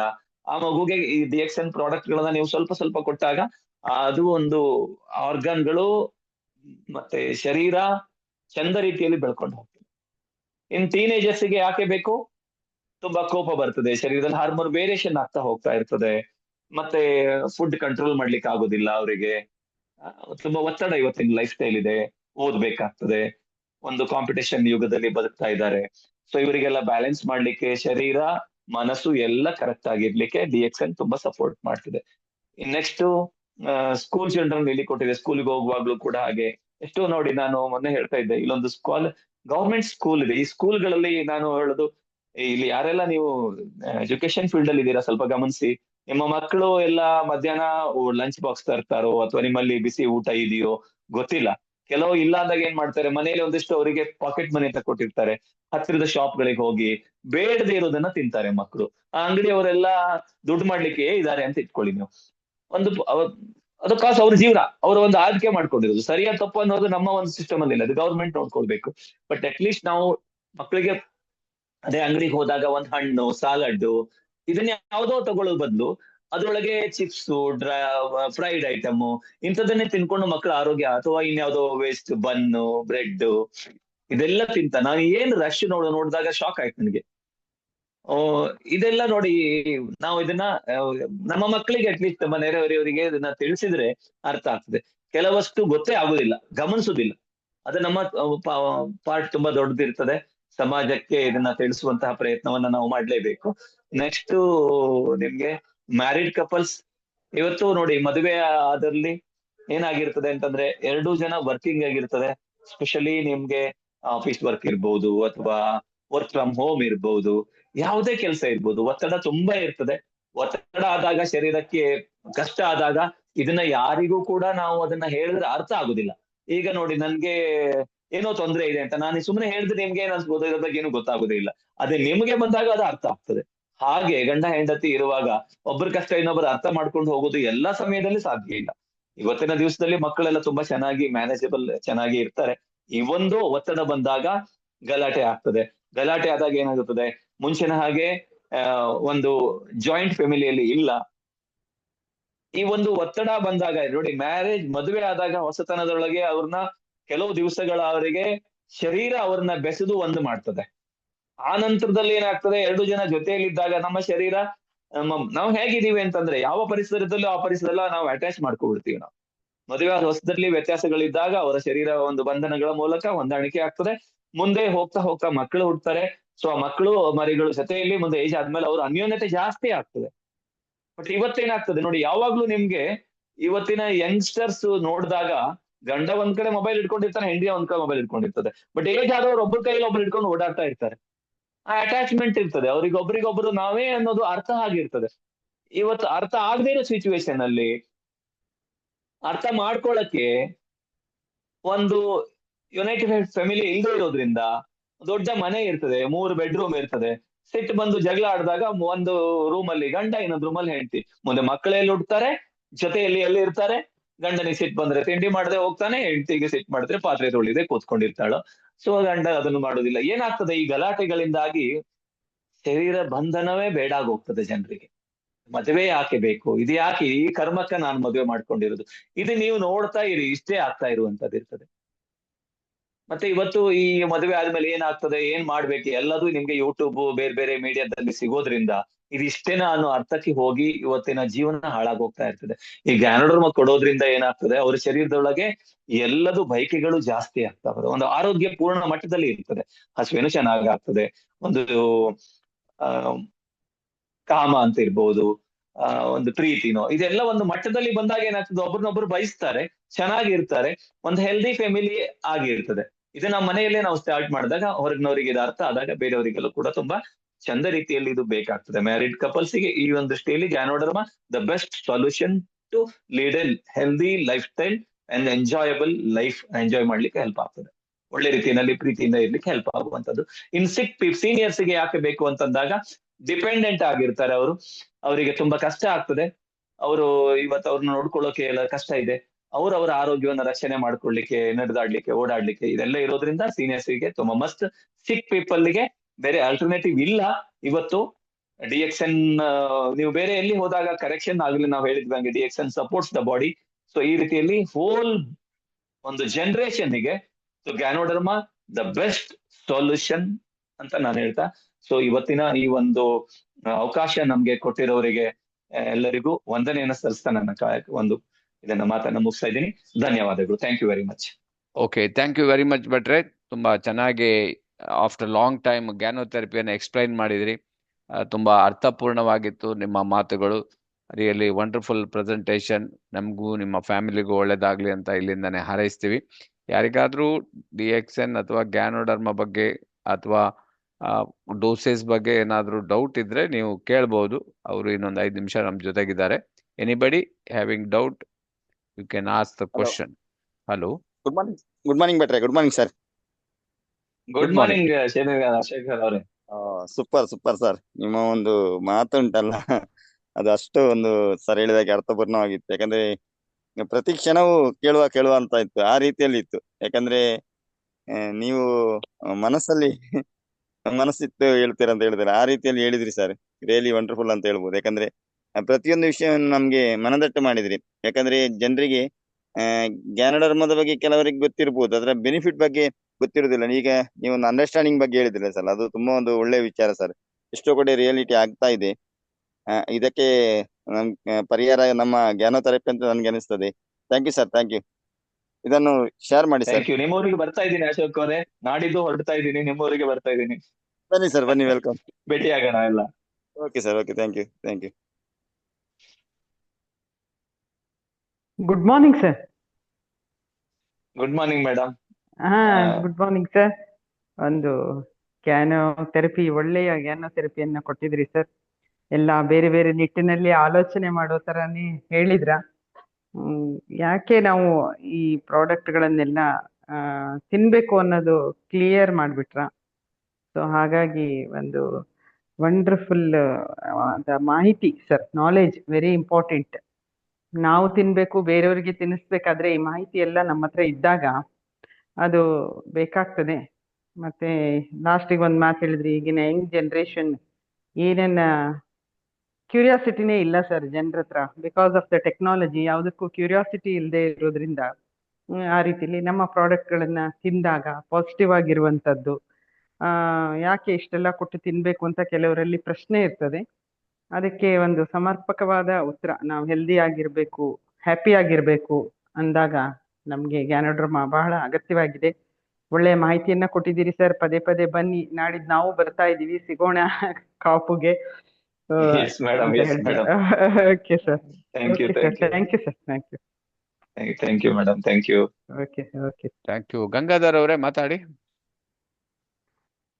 ಹಿರೇಮಠ್ ಅವರಿಗೇನು ಸ್ವಲ್ಪ ನೆಟ್ವರ್ಕ್ ಇಶ್ಯೂಸ್ ಇರ್ಬೋದು. ಗಂಗಾಧರ್, ನೆಟ್ವರ್ಕ್ ಇಶ್ಯೂಸ್ ಇದೆ. ಓಕೆ. ಇನ್ಯಾರಾದ್ರೂ ಕೇಳಿಕ್ಕಿದ್ಯಾ? ಕೇಳಿದ್ರೆ ಕೇಳ್ಬೋದು. ಅದರ್ವೈಸ್ ಇವತ್ತಿನ ಪ್ರೋಗ್ರಾಮ್ ಅನ್ನ ನಾವೀಗ ವೈಂಡ್ ಅಪ್ ಮಾಡೋಣ. ಥ್ಯಾಂಕ್ ಯು ವೆರಿ ಮಚ್ ಭಟ್ರೆ. One second. Good morning. Yes, good morning Gangadhar. Good morning Gangadhar sir. Sir, ಇವತ್ತಿನ ಕಾರ್ಯಕ್ರಮ ತುಂಬಾ ಚೆನ್ನಾಗಿ ಮೂಡಿ ಬಂತು ಸರ್. ಈ ಕಾರ್ಯಕ್ರಮದ ಉದ್ದಕ್ಕೂ ನಿಮ್ ಜೊತೆಗಿದ್ವಿ ನಾವು. ಚೆನ್ನಾಗಿತ್ತು ಸರ್. ಓಕೆ ಸರ್, ಬನ್ನಿ ಉಡುಪಿಗೆ. Okay, thank you very much. Bannari ಅವರೇ ಮಾತಾಡ್ಲಿಕ್ಕೆ ಉಂಟಾ? ಓಕೆ. ಬನ್ನಾರಿ ಅವರಿಗೆ ನೆಟ್ವರ್ಕ್ ಇದೆಲ್ಲ, ಅವರಿಗೆಲ್ಲ ಪ್ರಾಬ್ಲಮ್ ಇತ್ತು. ಎಲ್ಲ ಸರಿಯಾಗಿದೆ ಈಗ. ಜೂಮ್ ಮೀಟಿಂಗ್ ಹೇಗೆ ಅಂತ ಗೊತ್ತಿರ್ಲಿಲ್ಲ. ಅವರು ಹರೀಶ್ ಅವರು ಸರ್ ಹೇಳಿದ್ರು, ಹರೀಶ್ ಚಂದ್ರ ಸರ್ ಅಂತ ಹೇಳ್ತಾ ಇರ್ತಾರೆ, ಅವ್ರು ಹೇಳಿದ್ರು ಅಂತ ಜಾಯಿನ್ ಆಗಿ ಅಂತ ಹೇಳಿದೆ. ಈಗ ಬಿಸ್ನೆಸ್ ಮಾಡ್ತೀನಿ ಅಂತ ಹೇಳಿದ್ದಾರೆ. ಸೊ ಎಲ್ಲರೂ ಕೂಡ ನೀವು ಇದನ್ನ ಆರೋಗ್ಯದ ಕ್ರಾಂತಿಯನ್ನ ಮಾಡಿ ಅಲ್ವಾ, ಒಳ್ಳೇದಾಗ್ತದೆ. ಎಸ್ ಸರ್, ಮೀಟಿಂಗ್ ಅನ್ನ ಮುಗಿಸೋಣ ಅಲ್ವಾ? Okay, thank you very much. Thank you very much sir. Thank you ಶೆಟ್ರೆ. Thank you. Thank you.